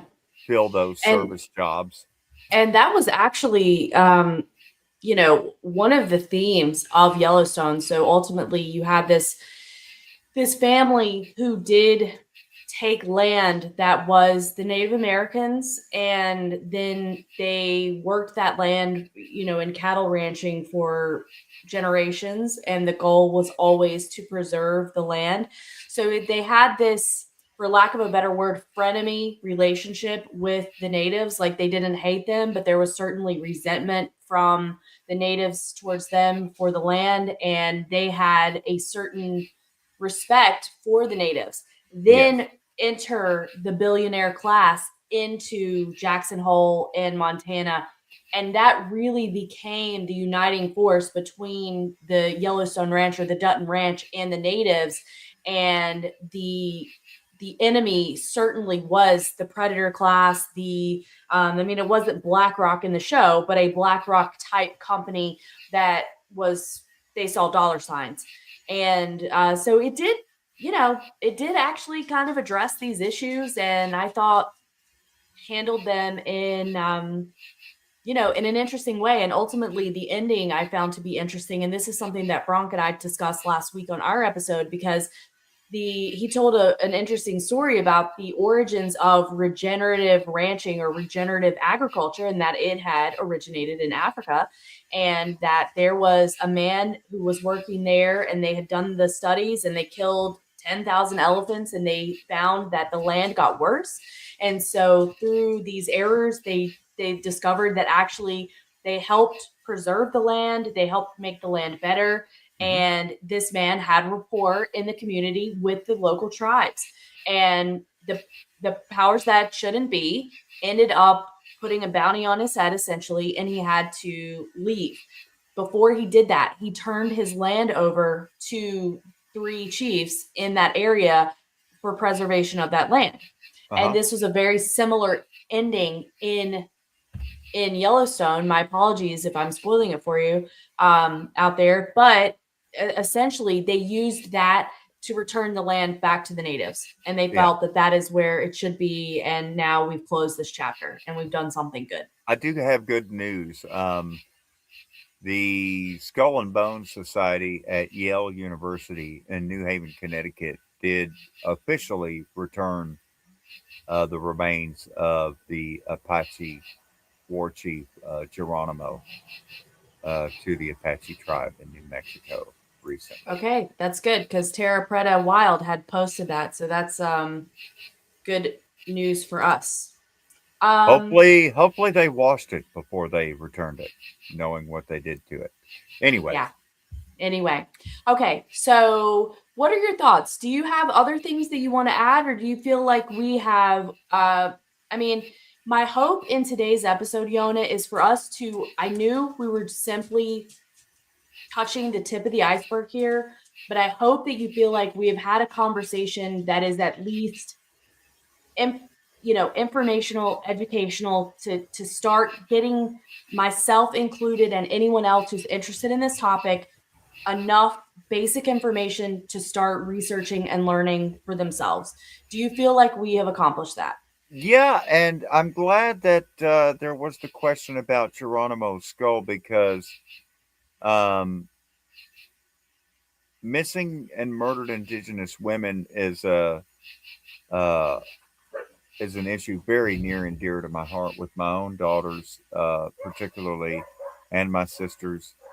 Um, but when I think about other issues affecting native tribes, in particular, the other two that come to mind are, on the one hand, if you go to purchase Native American um, crafts, dream catchers, blankets, walking sticks, whatever, make sure that it's actually made by a tribe. If it's made in China, don't buy it. Secondly, and even more important, another recurring issue is with grave robbers that dig into Indian mounds and other Indian burial sites looking for arrowheads or whatever they can dig up and sell. And that's a constant issue with tribes trying to recover things, um, whether it's human remains or spear points or whatever, pipes, and but uh, the core issue I think all of this revolves around is that we fight for the water and we fight for life. We fight for the right for all life to live, that we share this planet with so many other species of plants and animals that sacrifice daily so that we may live. And so, my last message on this subject would be, if the earth were to shake off humanity like a wet dog wringing itself dry, all other forms of life would flourish on this planet. Trees would grow and take over areas that have been clear cut. Plants would grow, herds would grow, animals would grow. Um, I don't think humanity is good stewards to the planet right now in terms of the resources we're supposed to be caretaking for our children and grandchildren to enjoy. And a lot of that greed is so much a core part of being an American. And it's so much so a part of our society that it kind of horrified international visitors uh, coming from all around the world this summer to the United States for the soccer tournament, the World Cup. And they were just, horrified. We don't have health care. Um, People in the restaurants serving them are only making $2 or $3 an hour, tipped wage. You have to tip everyone because the employers don't pay them a living wage in this country. I mean, it's pretty dire um, to see where we're at. And in terms of the native POV, um, again, if we lose honeybees, those are the pollinators that are responsible for so much of what we eat. I mean, I really don't think most people have an appreciation for the fact of how many different plants and animals are keystone species that if they should perish from this earth, humans go with them. There are countless plants and animals that we absolutely depend upon to stay alive on this earth. The earth doesn't need us. We need the earth.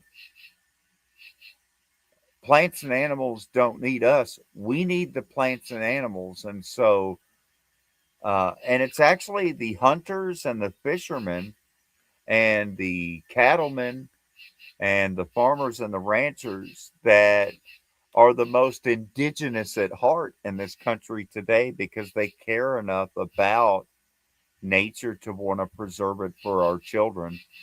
This isn't a screed about climate change or sea level rise or any of that diatribe. This is about making sure that our children have somewhere to live. Where are they going to take their herds? Where are we going to grow our food? Where are we going to take our water? Where are we going to wash and get clean every day? Just really, really basic stuff. And of course, on the other side, if you're just thinking about how much money, how many millions of dollars can I steal from everyone else and hoard all this money together and dig my fallout bunker and just live for today and to hell with everybody else. And so the good news is people are noticing. Most people care. Most people don't have this weird megalomaniac thinking of, what do we need to do to properly manage the Cherokee species? What do we need to do to properly manage this society and civilization? And, most of my life, having worked as a professional land surveyor and civil engineer, dealing with local communist planning and zoning commissions and homeowners associations and everything else, I get to deal with these psychopathic ruling elites, as you called them, the powers that shouldn't be. They have this magical thinking about this great white man's burden that's their job to organize and manage society and control and determine what every single acre of land is used for. And um, it's just so bizarre because they look at they own the world, they own this country, they own their wives, they own their kids, they own their cattle, they own the land. It's their burden to society Right. And to the thing is, carry Yona, this world on their shoulders like Atlas. Hopefully, you don't shrug like Ayn Rand. And it's whew, it could not be more the complete opposite of the native point of view. That right. first and foremost, life is sacred. Water is life. We have to preserve the water, and that's what it's our women and girls that are the greatest water protectors and fight for the water, because traditionally it's always been the women that were the water bearers and the water carriers. Even if you go back to like the biblical stories for the Christians in the audience, um, Old Testament, how many of these stories are, Jesus being given water by the Nazarene woman, or, uh, it's women have been the bringers of life and protectors of life always. And so I think, if you go by the rainbow prophecy of, not just the Hopi, but so many of the First Nations had this rainbow prophecy of the great turning of just one human tribe that would unite to restore the earth to this natural paradise that we live in, so that we always have somewhere to live. And so, this, uh, to me, the whole thing about uh, the hyperbolic language around sea level rise and climate change, I often take as greenwashing for eugenics. Because when you look at energy consumption and resources by the very people who are telling all of us regular working folks and peasants that we need austerity, we need to tighten our belts, we need to live within our means, we need to conserve our water use, we need to use less oil and less electricity. But then you look at the data centers and the water consumption, electricity consumption of data centers. You look at the amount of energy being wasted right now in Iran by the KC 130 refuelers and the F 15 fighter planes and the Navy out in sea using that yuck naval sludge fuel. I mean, and it's outrageous. The single largest polluter on earth is not China, it's the US military. Um, so, uh, in the future, most people agree we want a future for our children. We want a planet we can all live on, and taking the long view of stewardship. And so I think the continued multi generational targeting of men and women and girls, particularly amongst First Nation Indigenous communities, is the real spiritual warfare taking place between matriarchy and patriarchy. Do we own the earth? Did God give us dominion over the earth and all of its animals to destroy however we see fit? I think not. I disagree with that contention. I think we live on this planet at the pleasure of the plants and animals and the Creator. And it's our job to live as good neighbors and good stewards to everything else that lives on this planet. And so, you know, the last word to speak on the whole subject, really, it comes down to, what do you put value in? Do you value natives? Do you value women? Do you value girls? Do you value plants? Do you value animals? Or does it not have any value to you until it happens to like your brother, your sister, your son, your daughter, your mom, your dad? Until it affects you in your own little bubble, does it even have any value? Does it even matter? And, of course, I say this being, although I'm a combat veteran, when I was driving around, when I still had a car till I got totaled, anytime I'd see a turtle crossing the road, I'd stop, put on my flashers, my blinker lights, whatever direction that turtle was heading across the road, I would get them to the other side of the road. Because I don't know, what's the saying? Pay it forward. I really Yeah. feel like if you do good things come back to you. The best thing about being on the internet and podcasting and being guest on shows and other things is I'm able to share more of Salagiga Wanahiste Cherokee language, Cherokee culture. Um, it still amazes me to this day that so many Americans here and people around the world speaking American English say the Cherokee words for yes and no, not even realizing that huh and that's not English. Yes and no is English. And that's Cherokee. That's Native American. And so much of our American English is Native American language, just shoved right in the middle of the language. And so we don't speak English like they do in dear old blighty, jolly old England. And a lot of our words come from that. So and all that stuff. Uh, we're still very much here, and I think in the future, uh, I do think matriarchy will take supremacy again in terms of the organization of human society. Because from what I can see, um, imperialism, genocidal patriarchy has been an absolute disaster for the human race and virtually every other species of life on Earth.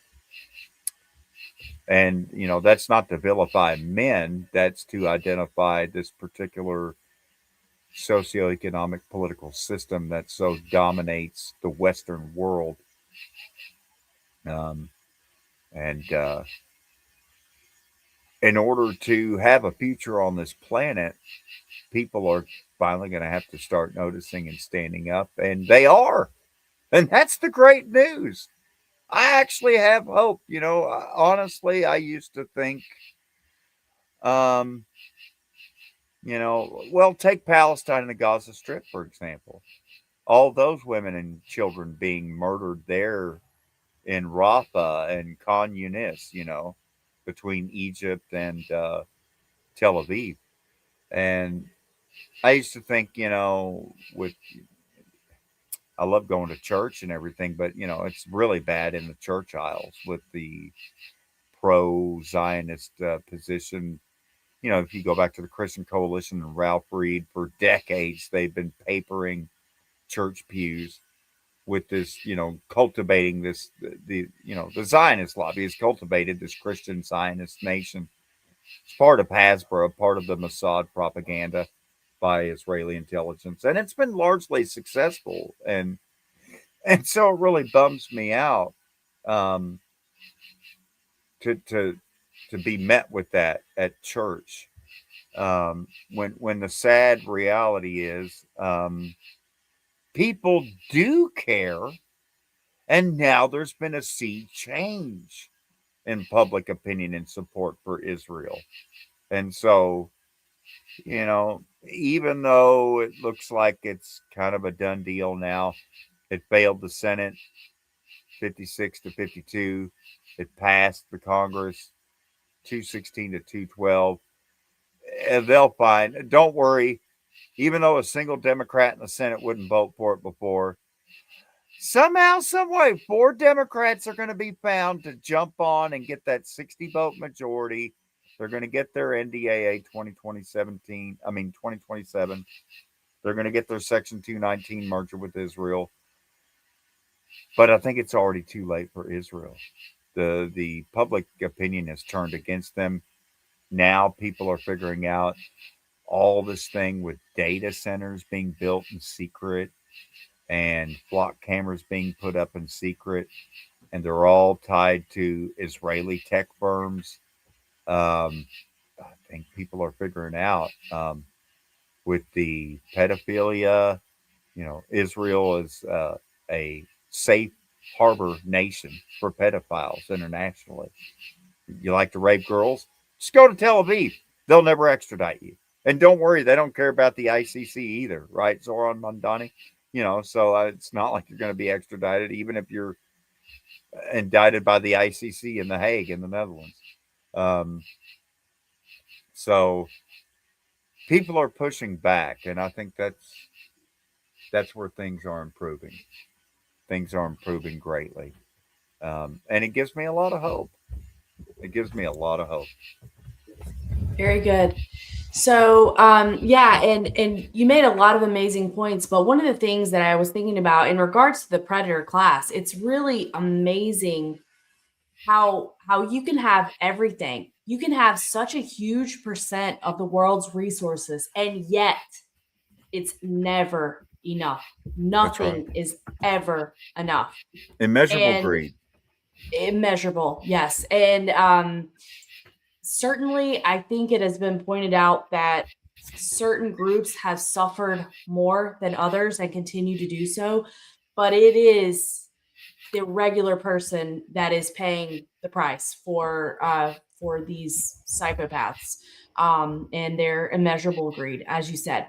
We Now, just can't let them divide us, Ashley. yeah, In Cherokee, our term for Cherokee is Aniwodi, people with principle, um, because we believe that all people are born good and with principles. And so um, we can't let them divide us. And the good news is with Knights of the Storm, AM Wake Up, Grand Theft World, New Prisoners, all these different groups that we are collectively coming together as people with principles that actually care, that have real heart and real compassion, and are bringing solutions and are proactive and have the initiative to fix what's messed up. The truth is, we have a good Constitution, we have a good Bill of Rights. We don't need to scrap our form of government.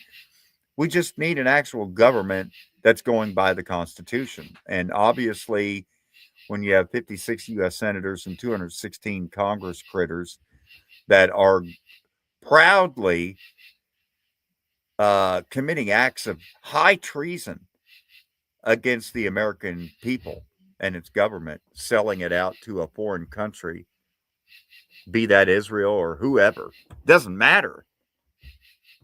You're literally doing the one thing you're never supposed to do, the one thing that the Constitution specifically says is punishable by death and death alone. And they are doing that, and they put their names and voted officially to do that. And there's heads will roll. There will be hell to pay. People are noticing. We don't want flock cameras on our school buses. We don't want flock cameras in our school bathrooms and college bathrooms. That's a thing. That's a thing. And under the guise of safety, it's when the guys are putting cameras in the women's bathroom, it's never for safety. It's patriarchy and perversion and creeps and pervs, and it just wow. really gets old. It really gets old. It does get old. And and like you said, the division, that's one of the things that has really been on my mind lately, which is so much effort has been put into by narrative managers in many different facets in order to keep the the everyday person at each other's throats, thinking that my friends and my family and my neighbors are my enemy. And I just got so sick of that um, ideology or of that kind of way of thinking. I got so exhausted by that. And I was like, you know what? And I may have even brought this up last time, Yona, but when Western North Carolina was destroyed by Helene, who was it that sent the water, the clothes, the diapers, the food, Mutual the aid. help? It was mutual aid. Did the people that sent the water, the food, the money, the this, the that, whatever, did they care if people in Western North Carolina were socialists, Democrats, Democratic socialists, Republicans, conservatives, MAGA? Did anybody care? No. No, because we saw people that we cared about in a place that we cared about suffering. And that was from the regular people. And we know what a disaster it was when FEMA was involved, the efforts that appeared to be deliberate in order to prevent help from seeking or from reaching the people that needed help. And it was exactly what you said, mutual aid. And people did not care about your political affiliation, your political ideology. And that was something that clicked with me. And I was like, you know what? I'm so sick of this shit. I am not I'm going to have conversations with people that I want to have conversations with about subjects that I care about and I'm interested in. And I want to do that online, conversations on the internet, and in real life. I am done being divided by this kind of stuff. And I felt like that was a real wake up moment for me. And I was so glad to hear you say that, because I think that is one of the biggest issues is like, and this is one of the things that my friend Billy Ray Valentine talks about, which is this cult like behavior within these subsets. So if you violate the cult, if you're this, if you're that, or if you don't believe this, or if you don't believe that, then you can't be a part or you have to be ostracized. But That's right. I'm so over it. And so anyway, I'm glad to hear And you say that. And that's why I call my show the Peasants Podcast, High Yona with the Lower Caste, because when Richard Grove took one of my arms and Glory Jones took the other arm, and they dragged me onto the internet kicking and screaming, I was at a real loggerhead of, I was just bewildered as, what am I doing here? What do I say? And immediately for me, the first thing was I do not want to be taken as a partisan. I do not want to be. Has nothing to do with the false two-party dichotomy of red, blue, Coke, Pepsi, Republican, Democrat, and what's been used to divide us. This Crayola crown box definition of humanity that you're white or black or red when go on Google Translate and translate from the black language to the red language, or translate from white to red. No such thing. There's no nation of white. There's no nation of red. It's totally, completely fucking fabricated. When you do your genealogy, if your grandma was born in Dublin, she was Irish, not white. I mean, anyways, I digress. These things used to divide us. The truth is, what actually divides Americans is money. And it's the have everythings versus the hardly have anything at all. And then they brag about, well, you'll own nothing and be happy. Pay a subscription every month to keep your everything. I mean, that's pretty much what bills are. Pay your electric subscription, pay your water subscription, pay your internet subscription. don't forget your property tax. And pay your rent to the local sheriff before they sell your deed on the courthouse steps for delinquent taxes. And so, the way this society and civilization has been engineered is to liquidate living life and turn it into money that can be hoarded and selfishly withheld from the many to enrich the few. And now, at this point in time, as Americans, we live within the single most unequal society in recorded history. That I mean, what's staggering to me is the gap between millionaires and multimillionaires and the rest of us is smaller than the gap between the multimillionaires and the billionaire class now. For I mean, sure. For the sure. richest 0.01% of the country now have supremacy over the 99.99%. I mean, it's when we were in Occupy Wall Street in 2011, we were talking about the 99 and the 1%. And it's now more than 10 times worse thanks to the Trump CARES Act. We've seen the single largest transfers of wealth ever. The Yes. tax refunds means that the effective tax rate for millionaires and richer in Florida, for example, is about 3.5%. Whereas the effective tax rate for people making less than $100,000 a year in Florida is over 16%.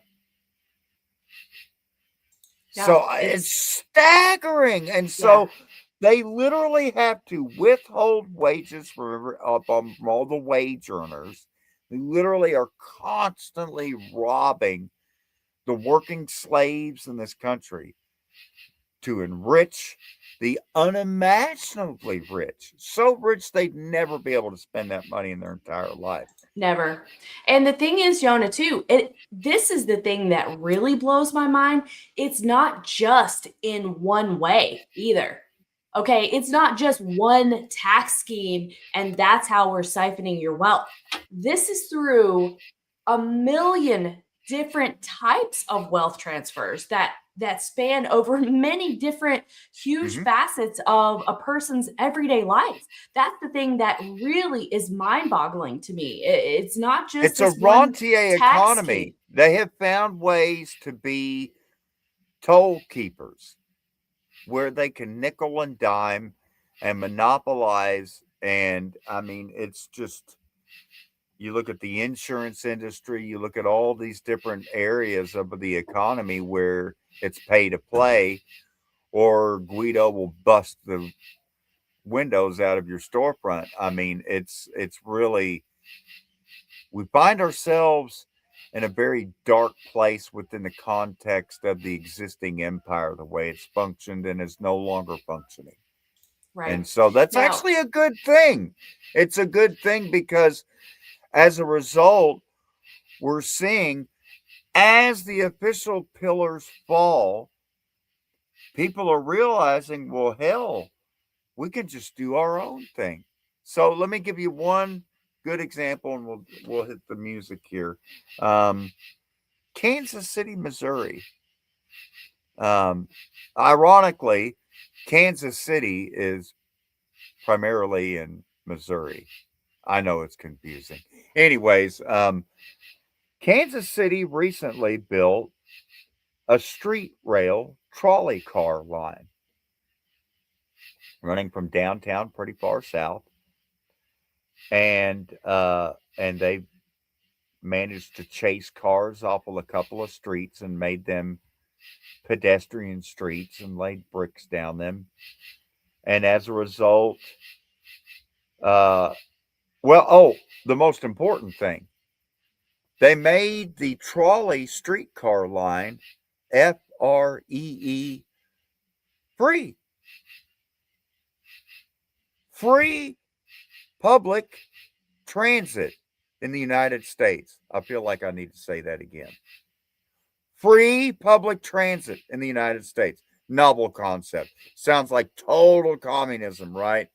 Well, it has completely transformed and energized Kansas City, Missouri. There's now farmers markets and street festivals and people biking, people walking. They've got parking garages, but by and large, people are on foot, and it's turned the downtown. Like all the shops are full again. There's dress shops and barber shop, and people are walking, and it's kind of like the old days in the 80s when we used to have shopping malls before our shopping malls got replaced with Walmarts.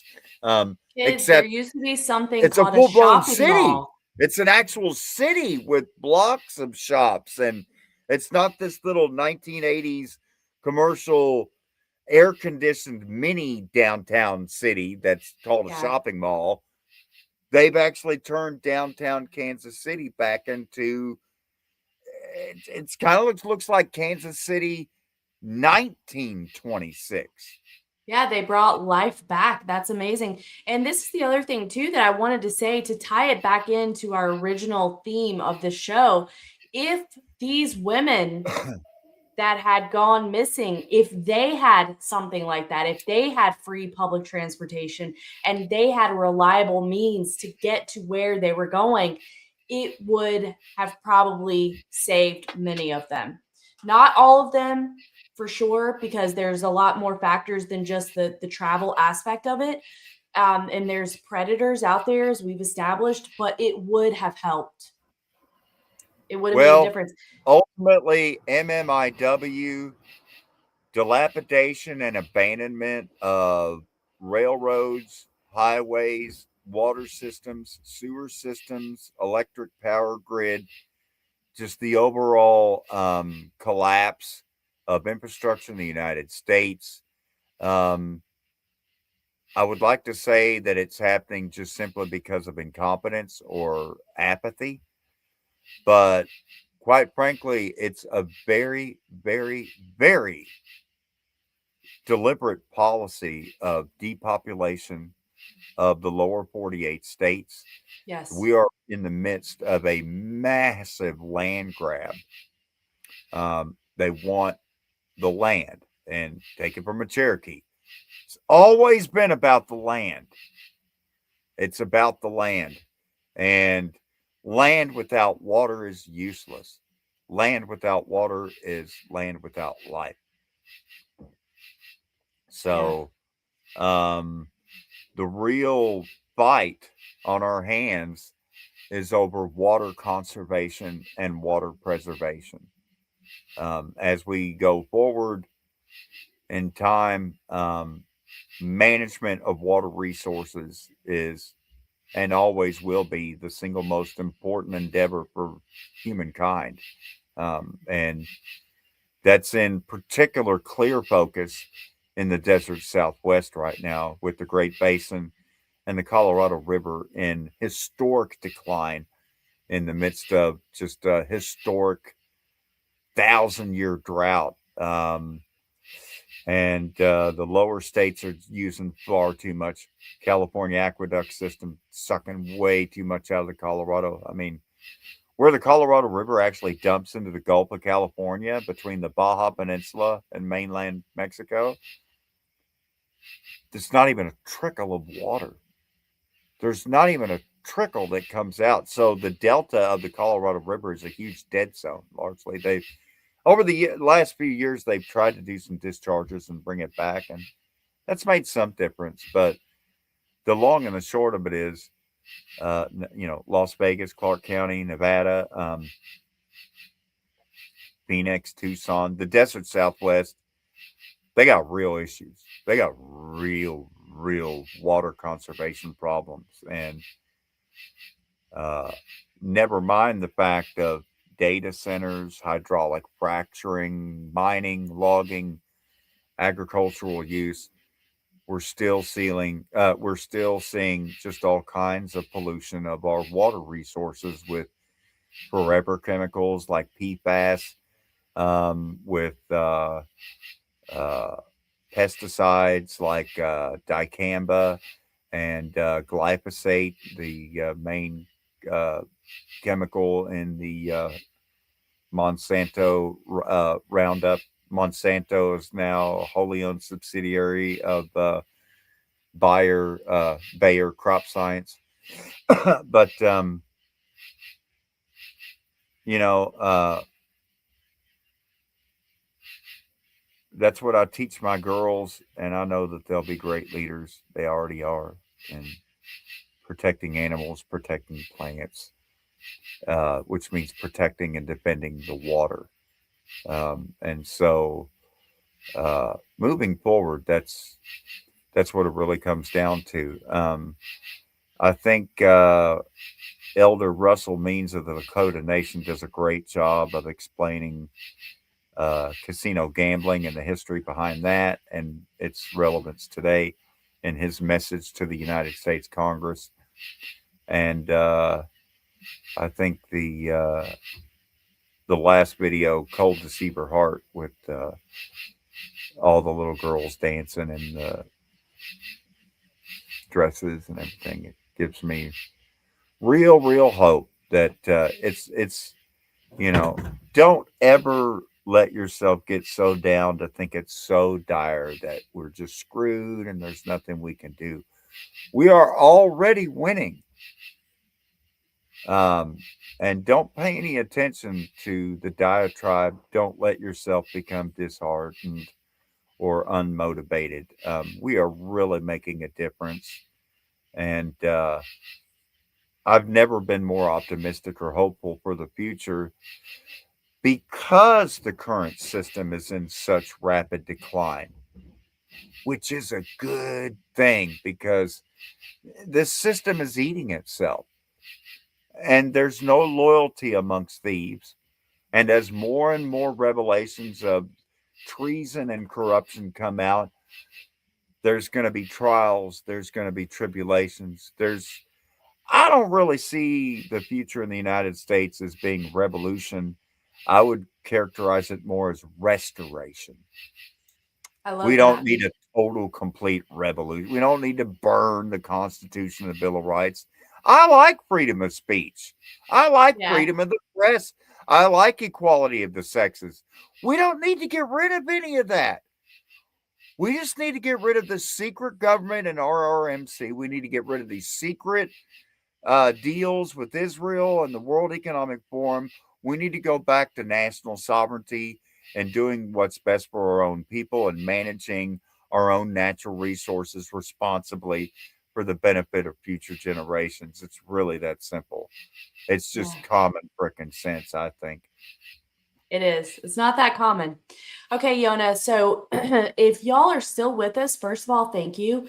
And I'm going to play two videos by Yona back to back. And then I'm going to come back in and close us out, let you know where you can find Yona, all that good stuff. We'll sign out after that. But hang in there. We have two videos to show you.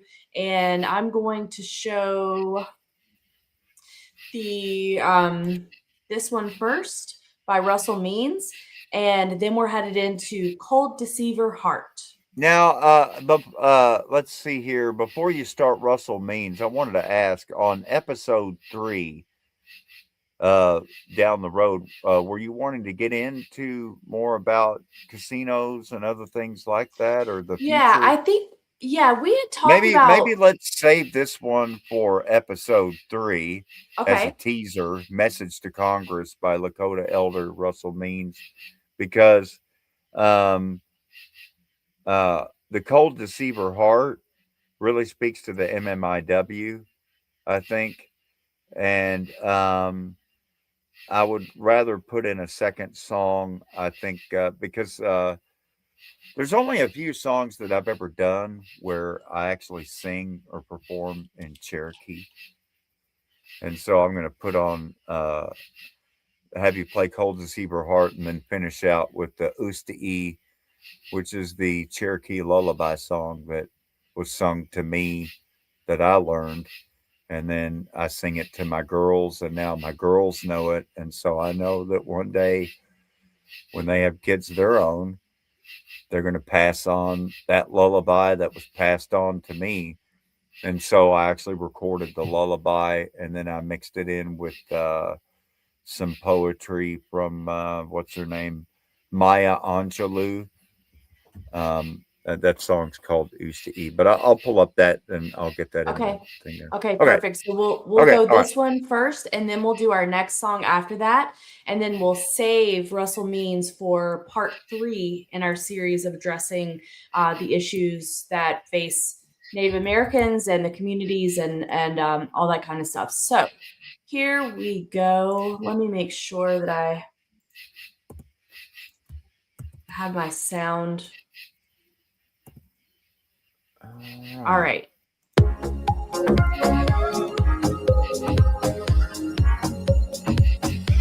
There's Usti.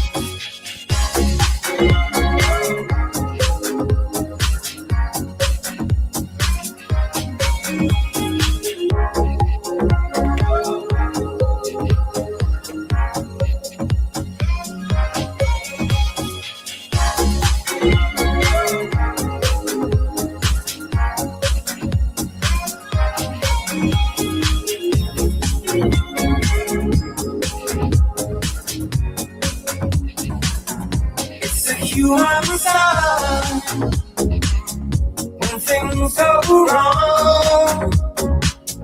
When the sand with her legs been temptation strong. Cold, cold heart, hard done by you. Something's looking better, baby. Just pass it through.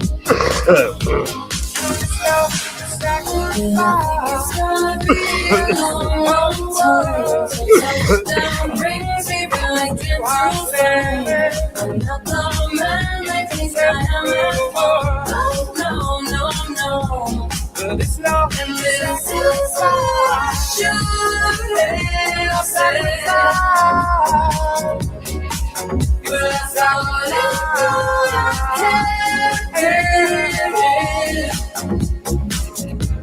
cold, cold heart, hard done by you. Something's looking better, baby. Since I said through in the final eye. I think it's gonna be a long, long time till touchdown brings me round again to find I'm not the man they think I am at home. Oh no, no, no. And this is what I should have said. Well, I thought it through, I kept it. Cold, cold heart, hard done by you. Something's looking better, baby. Just pass it through. And I think it's gonna be a long, long time till touchdown brings me round again to find I'm not the man they think I am at home. No, no, no. And this is what I should have said. Brings you round again till I found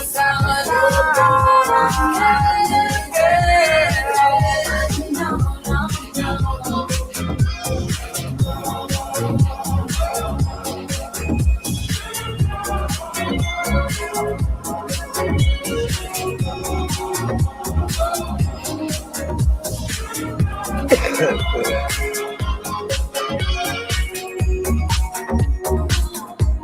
Cold, cold heart, hard done by you. Something's looking better, baby. Just pass it through.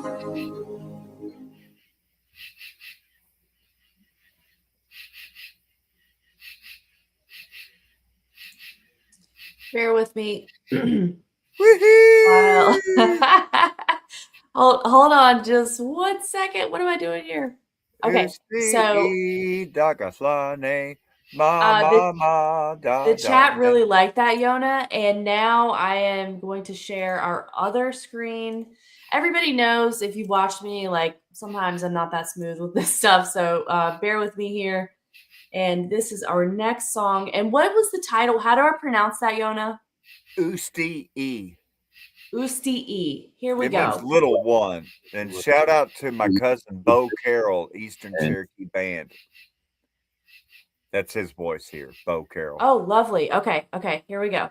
Part of the civilization policy was to be a good Christian and give up everything that made you a traditional Cherokee. So you have these missionaries, churches moving in. They looked at anything related to traditional Cherokee practices as the devil's work or heathenish. I think it drove a lot of stuff underground that might not normally have to be hidden. In the deepest reaches of the cave, there is an open cavern, ideal for ceremonies associated with the game of stickball. Ani Yanli leaders are the ones who lead. Tikwana Itzo. Tikwana Itzo is an older term for stickball. The stickball team, Guo Na Kanlan, that's one of the ones that had trouble translating. The writing, translated into English, becomes the ones who lead the stickball team in their month, April, the 30th day, 1828.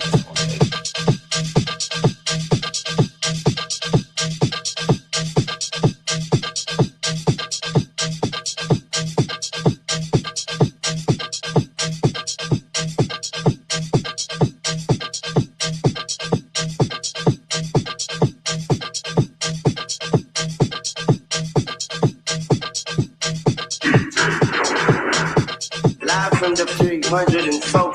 Almost heaven.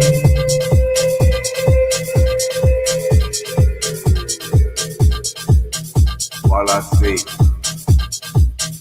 Yeah, no, what? Yeah. Yona Aniwodi talk with Lagi. Usti Takapane. Mama, da, da, ne. Usti Tikanaska. Mama, dia. Usti Takapane. Mama, da, da, ne. Usti Takapane. Mama, dia. Usti Takapane. Mama, dia. Usti Tikanaska. Mama, dia. Mumuhi Takasana. Usti Tikanaska. Mama, dia.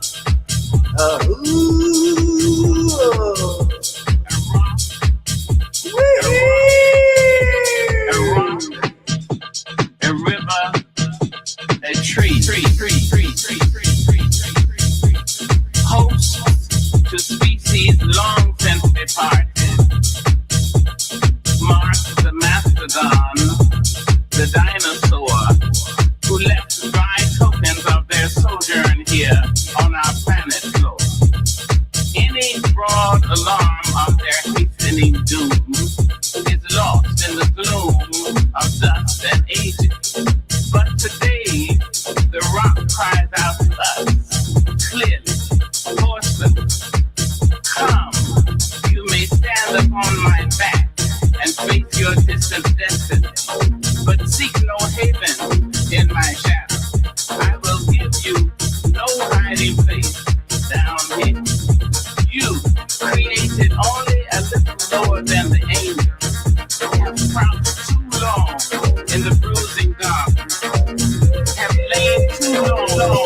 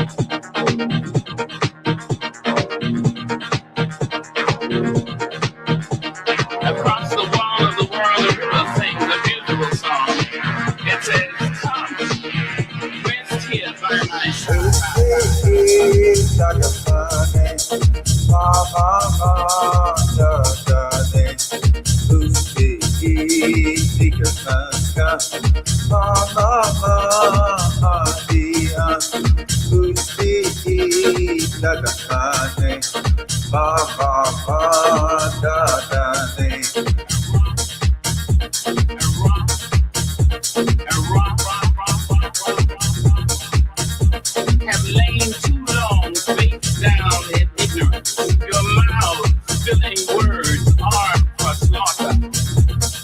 The rock cries out to us today, you may stand upon me, but do not hide your face. Across the wall of the world, a river sings a beautiful song. It says, come, rest here by my side. Each of you, a bordered country, delicate and strangely made.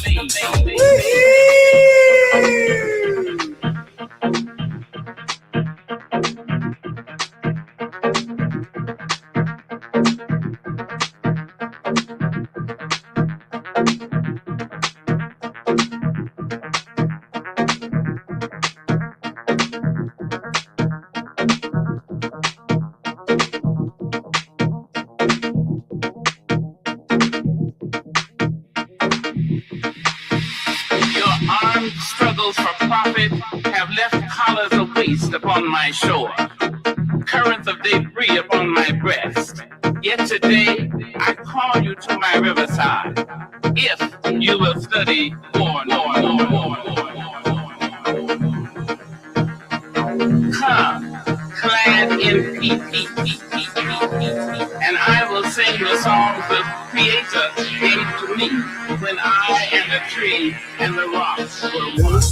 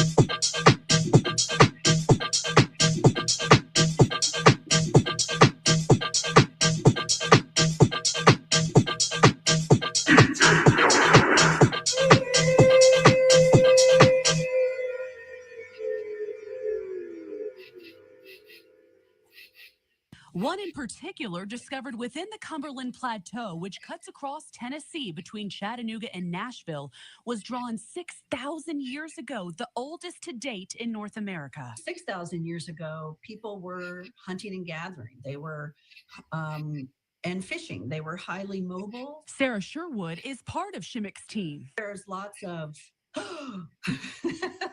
that goes on among all of us that when you first see it, it's just so exciting. Also along the treacherous trails, artifacts of those who have traveled before. We see the river cane torches that people use scattered all over the place, gourds that they use to pick things up with, basketry. Images of animals, figures, and symbols meant to record tribal events and spiritual transformations.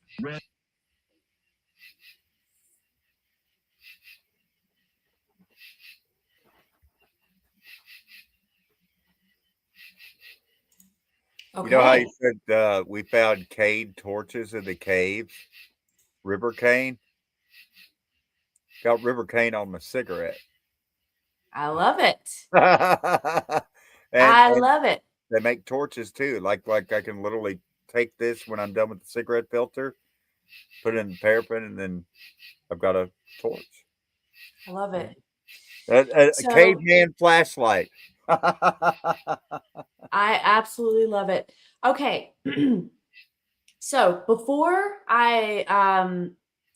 we fully wrap up Yona, I want to make sure to tell everybody I have been running Yona's Cash App handle, which is $ capital D capital J HIGHYONA. And I'm going to try to add that to my show notes as well. So please consider donating to Yona for the education that he has provided for us and the work and the time that he's been giving us. I appreciate it very much. I do want to And add that I for those that don't have Cash App, I do have what's it called, PayPal and Venmo, and I'll put those links there, and I'll just go ahead and type in the chat for those now, and I'll put it in the comments too. My email address, if you have questions or anything, I answer my emails. Um, perfect. let's see. BROTON.ME. There we go. There's my main email.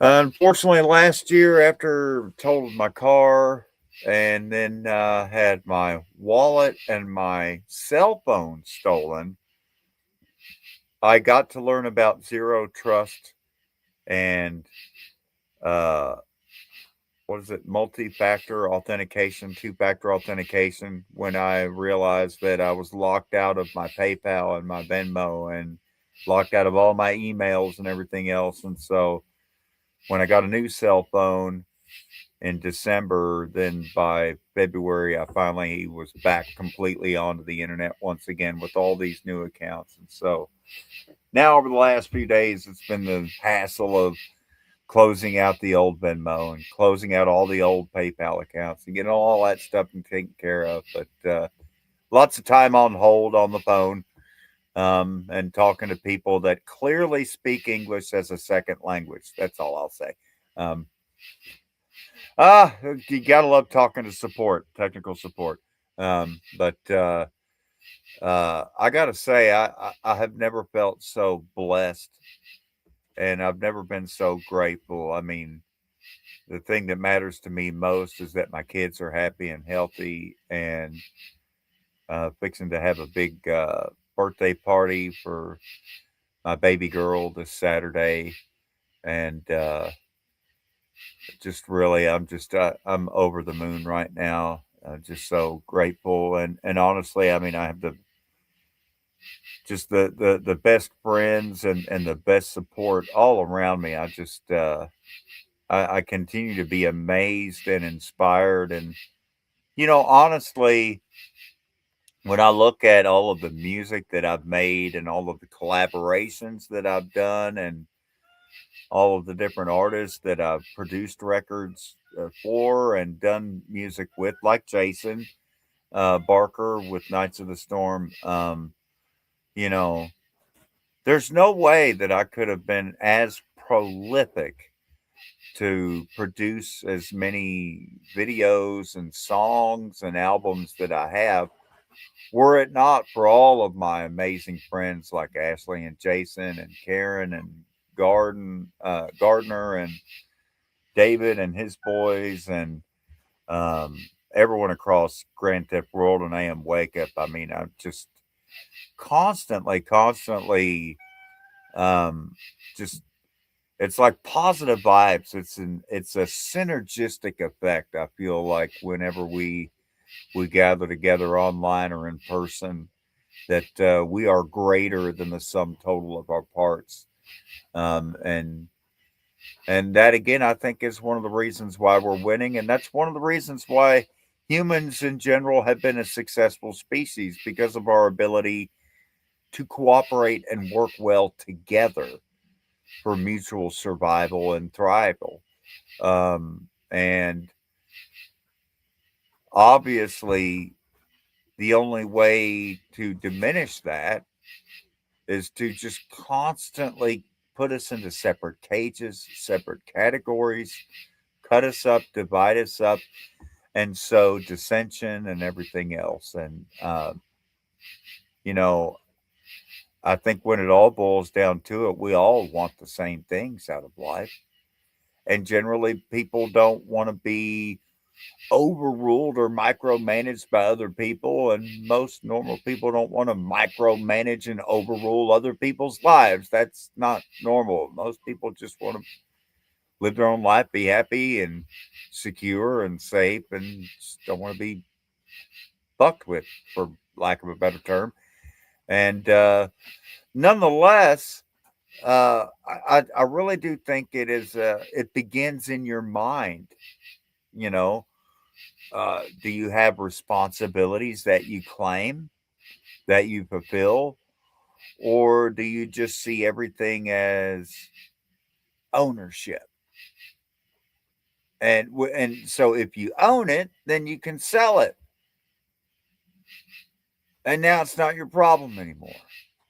It's like, well, yeah, I owned this factory. We polluted the ground and the soil and the water and everything around it, but I sold it. Not my problem anymore. And so,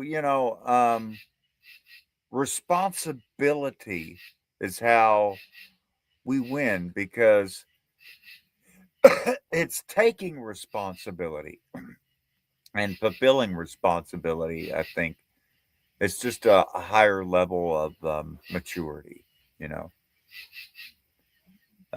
And quite frankly, I think we're all starting to notice and figure out that we are the adults in the room. And it's the children and the brats and the selfish and the immature that are the powers that shouldn't be. And really, if I had any word of advice to give to people about MMIW or any of these other things that seem overwhelming, the truth is we do have all the power, and we have all the brains, and we have all the resources that we need.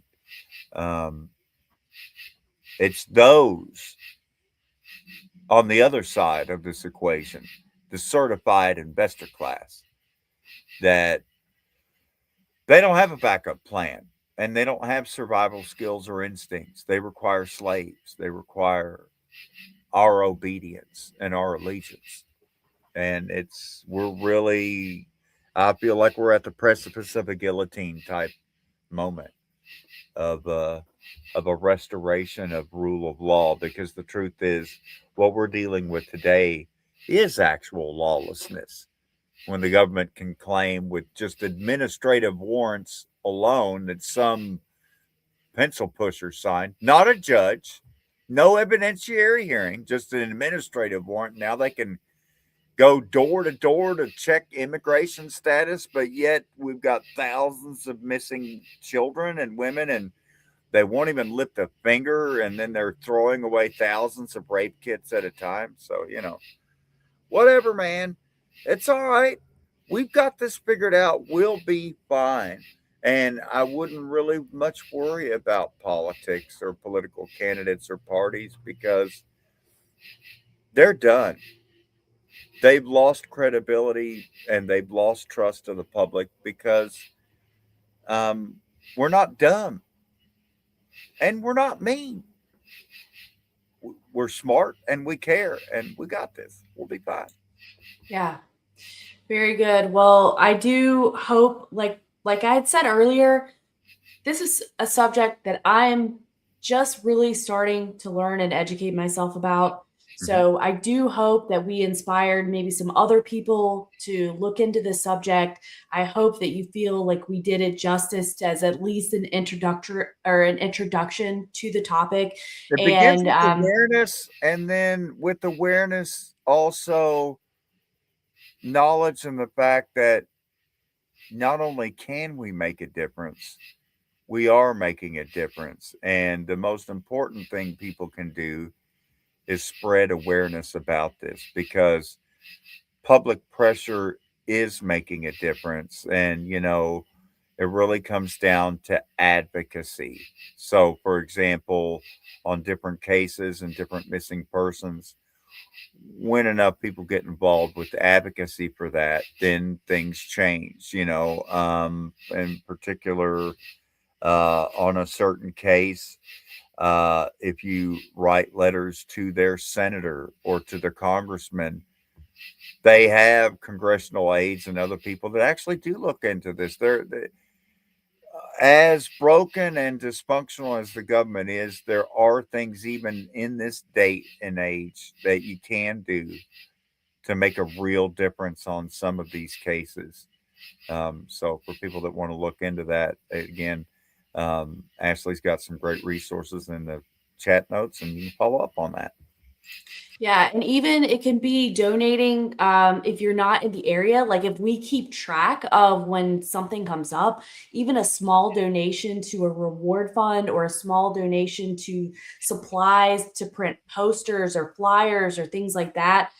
Sometimes even those basic things, the families have trouble raising enough money for the basics, and then of course sharing this stuff on social media and getting that attention, and like what Yona was saying. So there are some things that we can try to do to be more aware and to contribute where we can.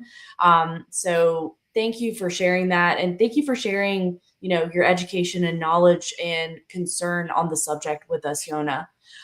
Before we go, I want to go ahead. I'm sorry, go ahead. I said my pleasure, and I look forward to the next. Me too. Thank you so much. And I wanted to shout out the chat really quick. I did try to catch everybody, but it was really active tonight, and I'm happy about that. But if I missed anybody, I apologize. Spirit of the Age, Hiker Emoji, Jason Barker, Doc Spoiler, Tara Preda Wild, Bronx Stomper, Little John, Billy Ray Valentine, Robin Lee, Andy, Naybones, Conspiriality, Dustin Helm, Harry Hart, Nostradamus, Hempcar, Anna, Big Ron, Parsimonious Pondering, which is, I think, an alt account for Spirit, Greg Talent, Sam SMU Haskey, Karen Carpenter, Little Wisdom, Go Start, and I think I called everybody, but if I missed you, I truly apologize for that. And I also, I wanted to let everybody know that if you enjoyed the episode and you enjoyed the information from Yona and our conversation tonight, please do us a favor, drop a like on the episode. I know that, I don't know, it may seem silly, but I do appreciate that as an acknowledgement of our conversation, our effort here. And please make sure that you are subscribed to my channel. Share the show if there's someone that you know that would be interested, or in a Telegram or Discord of people that may be interested in this, and turn on the notifications so you can see when I go live and when Yona and I go live the next time that he's on. And also tomorrow night, we are doing Fool Me Twice. It was supposed to be part 2 of our TWA series. We're having a little scheduling issue. If that doesn't work out, I'm still going to be showing something tomorrow at 9:30 Eastern. So check that out. And then again, I want to remind everybody that I'm going to be putting Yona's Cash App, links, all that stuff in the description, so you can find him, email him, reach out to him, donate to him, whatever. And then also feel free to drop a comment for us as well. Having said that, I think we've covered everything pretty well. Yona, I really appreciate you being here so much. I appreciate all of your time, the conversation, the education. I think the chat really enjoyed it. And shout out to the chat and anybody who's watching this after the fact. I really appreciate it. Any last word, Yona? If people want to check out more of the music, the best place to find my music, the largest library currently, would be at my Rumble channel, Peasants Podcast. I've also got a large amount of music at bandcamp.com. That would be Hyona, HIGHYONA.BANDCAMP.com. HyOnaBandcamp.com. I'm on the New Prisoners Network with the new number 6 and a bunch of other folks there, and TMP 24/7 rebroadcasts the Peasants podcast throughout the week. The main show is at 4:20 Pacific time Mondays, where I normally debut new music that I'm making throughout. But make music pretty much every week. I'm back up to some level of production on that.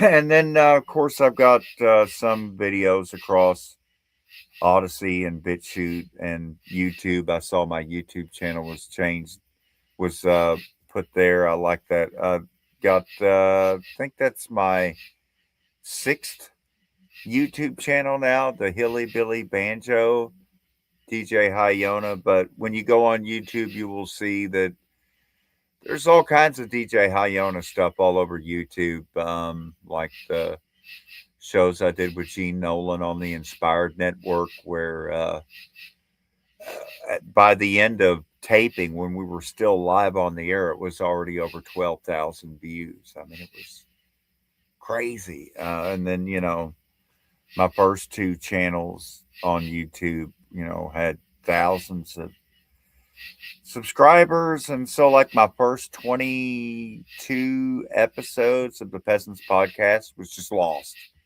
because I started it on YouTube. And then one day I thought I would make a song about Ralph Barrick and his work with Shi Zhengli of the Wuhan Institute of Virology and their development of coronaviruses that induce myocarditis. And they published their findings in 2016 in Nature magazine, where they did their joint research at the University of North Carolina, Chapel Hill. And so I decided to write a song about that and published it in 2020 on YouTube. And poof, there went that YouTube channel. But it was all true. Anyways, thanks so much again for having me on. I always love to share the culture and the history and the language and just the perspective that the real power is in all of our hands, and it's a real beautiful thing. I mean, I just feel so grateful and happy to be alive to witness things today that, like I told Ricky the other day,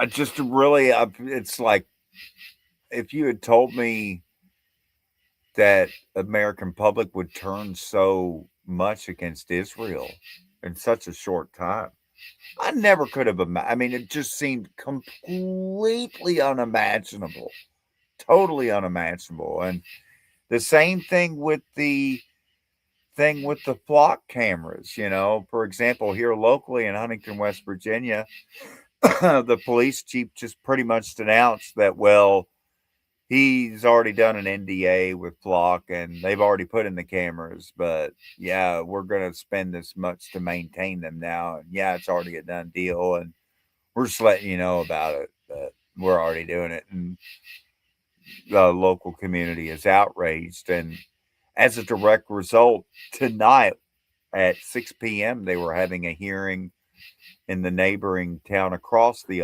bank of the Ohio River on the Ohio side in Arlington about an ordinance banning any type of AI surveillance camera systems. So not just Flock, but Axon and all the other vendors that are making ALPRs and other type of surveillance devices. ALPR being automatic license plate readers. Which all ALPRs, all of these license plate readers are cameras. That's how they read the license plate. So it's always funny to me that it's framed as, well, they're not spying on you. It's just a license plate reader. But how does it read the license plate? Well, it's a camera. It's like, well, then it's taking video. Oh, no, it doesn't take video. It just takes pictures. Well, if it just takes snapshot pictures, how would it read a license plate on a vehicle that's driving down the road at 45 miles an hour? Wouldn't it need video to do that? Oh, well, it only stores the data for long enough to, and only certain people can, and literally every single thing that we've ever been told about them is a total complete lie. And you go to their own website and their own publications, and they contradict what they're telling the public. I mean, it has actually managed to piss off the entire country. Yay! Good. People should be mad when they lie to your face and contradict what they've published in writing and on their own platforms. Yikes. And Yeah. and it's not the Jews, it's the Zionists.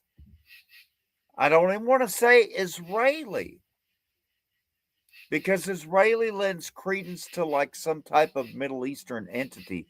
This is Zionist and Zionism affecting the United States with surveillance and data centers and human trafficking and missing women and children. And it's all tied together. It's all related. To dive deeper into this rabbit hole, because we've run out of time, I would send people to a good friend of ours, Ryan Christian and Whitney Webb, Webb, Whitney Webb, in terms of tying all of these things together, because it's all related.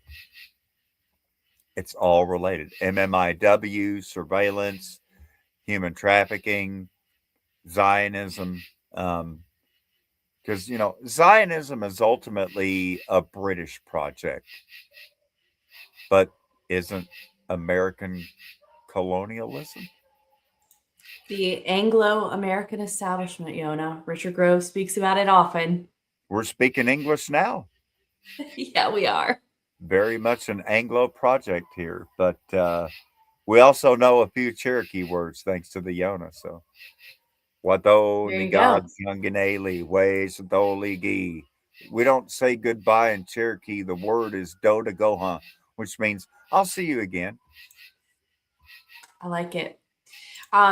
Quick shout out. We had Steel7575 join, and we also had Denver Attaway on the Nights channel join in. So anyway, thanks everybody so very much. We really appreciate it. Thank you, Yona.